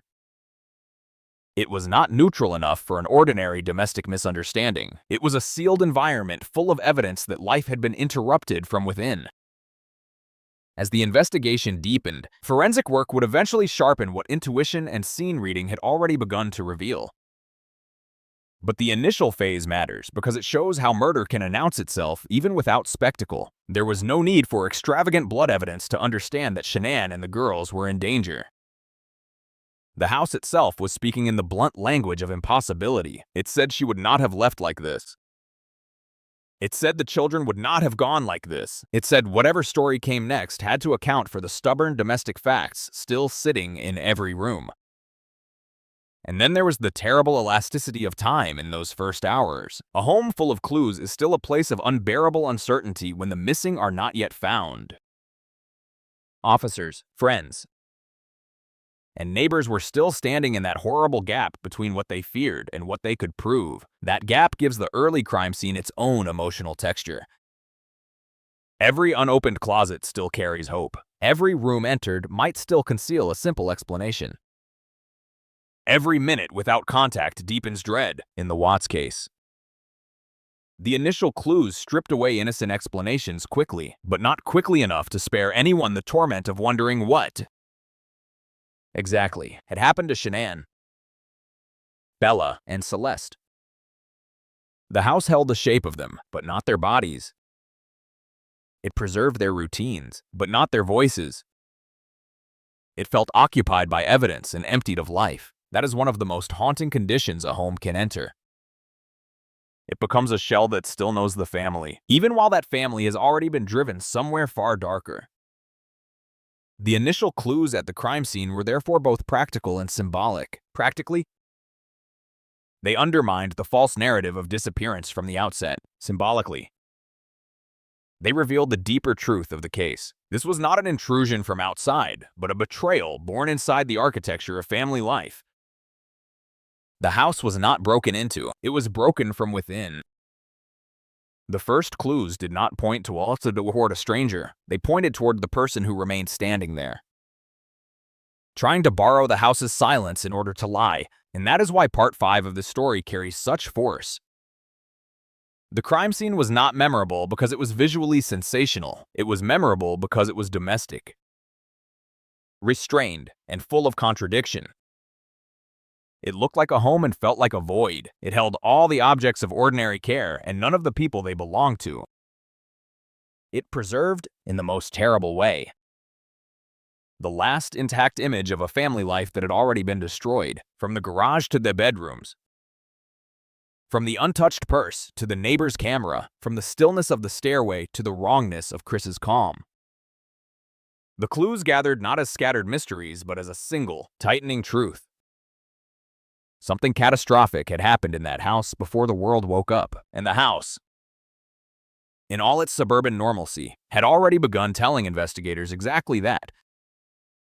Part 6 is where the case begins to change speed. Until this point, the story has moved through the dark intimacy of the house, through the silence of the missing morning, through the domestic clues that made the home itself feel haunted by interruption. But once investigators began treating the disappearance as something more sinister, the rhythm shifted. It became faster, more procedural, more relentless.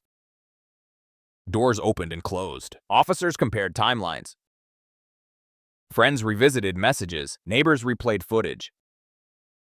Small inconsistencies began to matter with a new kind of force. This is the stage in many homicide cases where suspicion moves outward in widening circles, where investigators test the edges of possibility before closing in on the center. In the Watts case, that process was both swift and strangely compressed, because the field of suspects was never truly wide, even when protocol required it to appear open. Still, in the early hours and first day, there had to be an investigation, not just an intuition.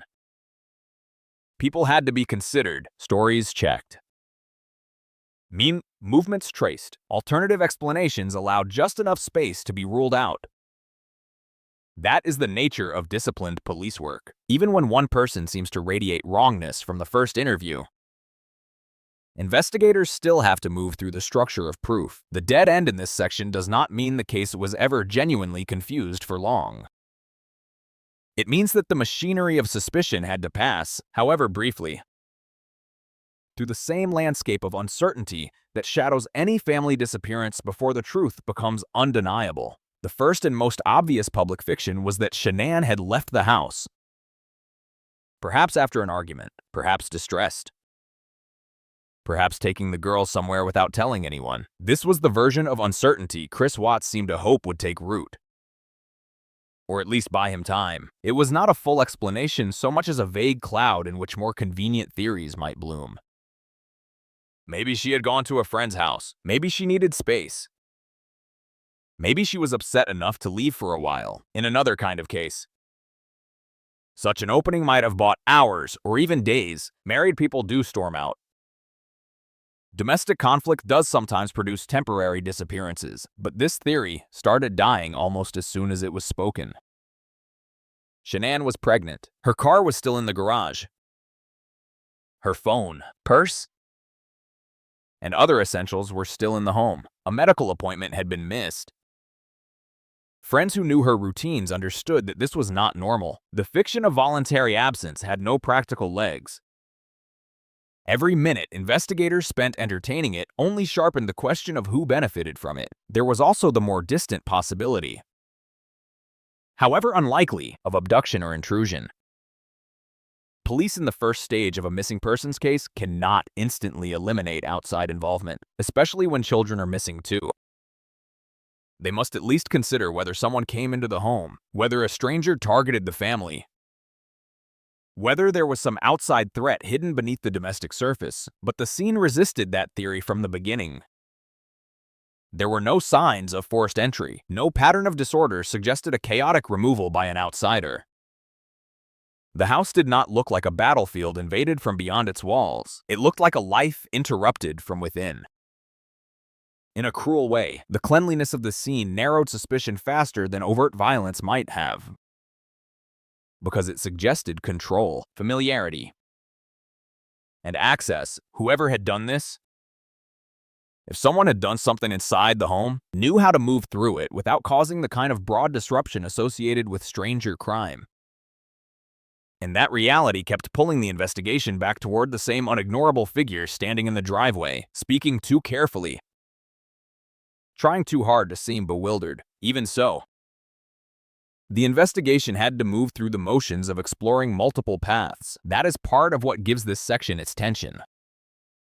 The dead ends were not dramatic false villains emerging from nowhere. They were softer, procedural blind alleys, the possibility of a frightened wife leaving temporarily, the possibility of some outside intervention, the possibility that the timeline of that Monday morning held a detail not yet understood.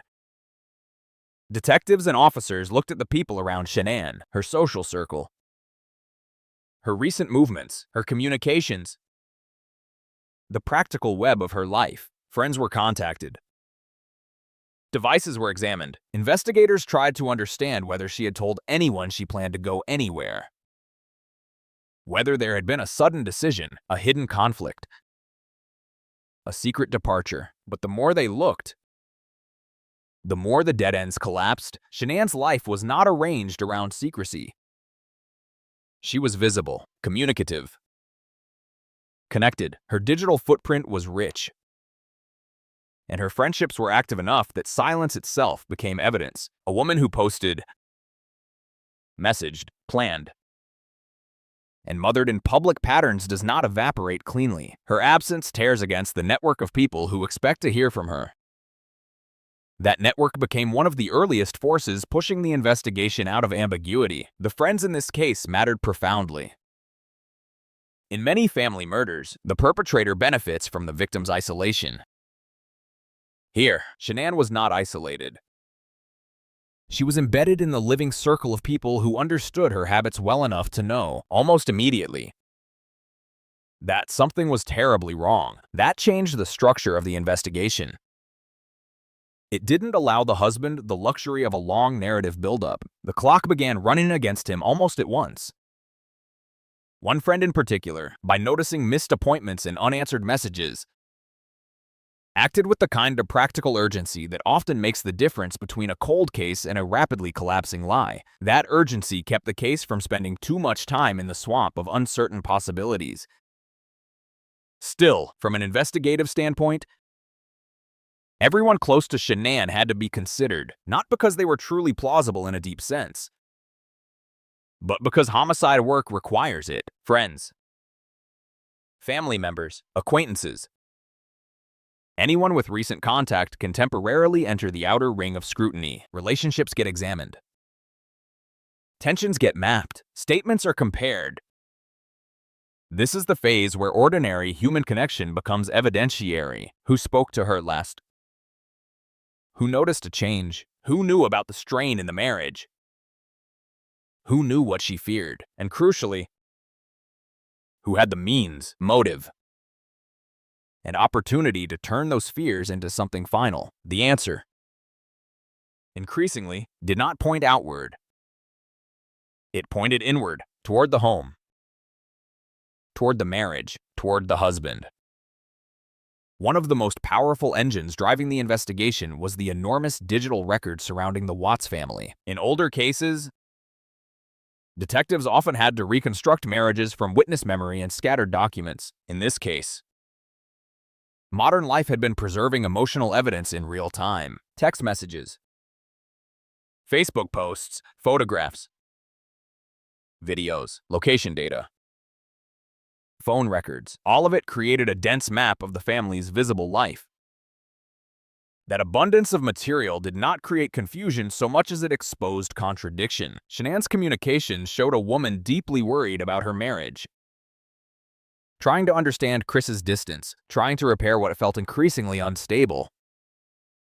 His side of the equation, when compared against his public demeanor, began to look split. He was not the simple, worried husband he was trying to perform. He was a man whose internal life had already drifted elsewhere. The affair mattered here, not because police instantly knew every detail, but because it opened one of the oldest investigative roads in domestic homicide, the secret second life.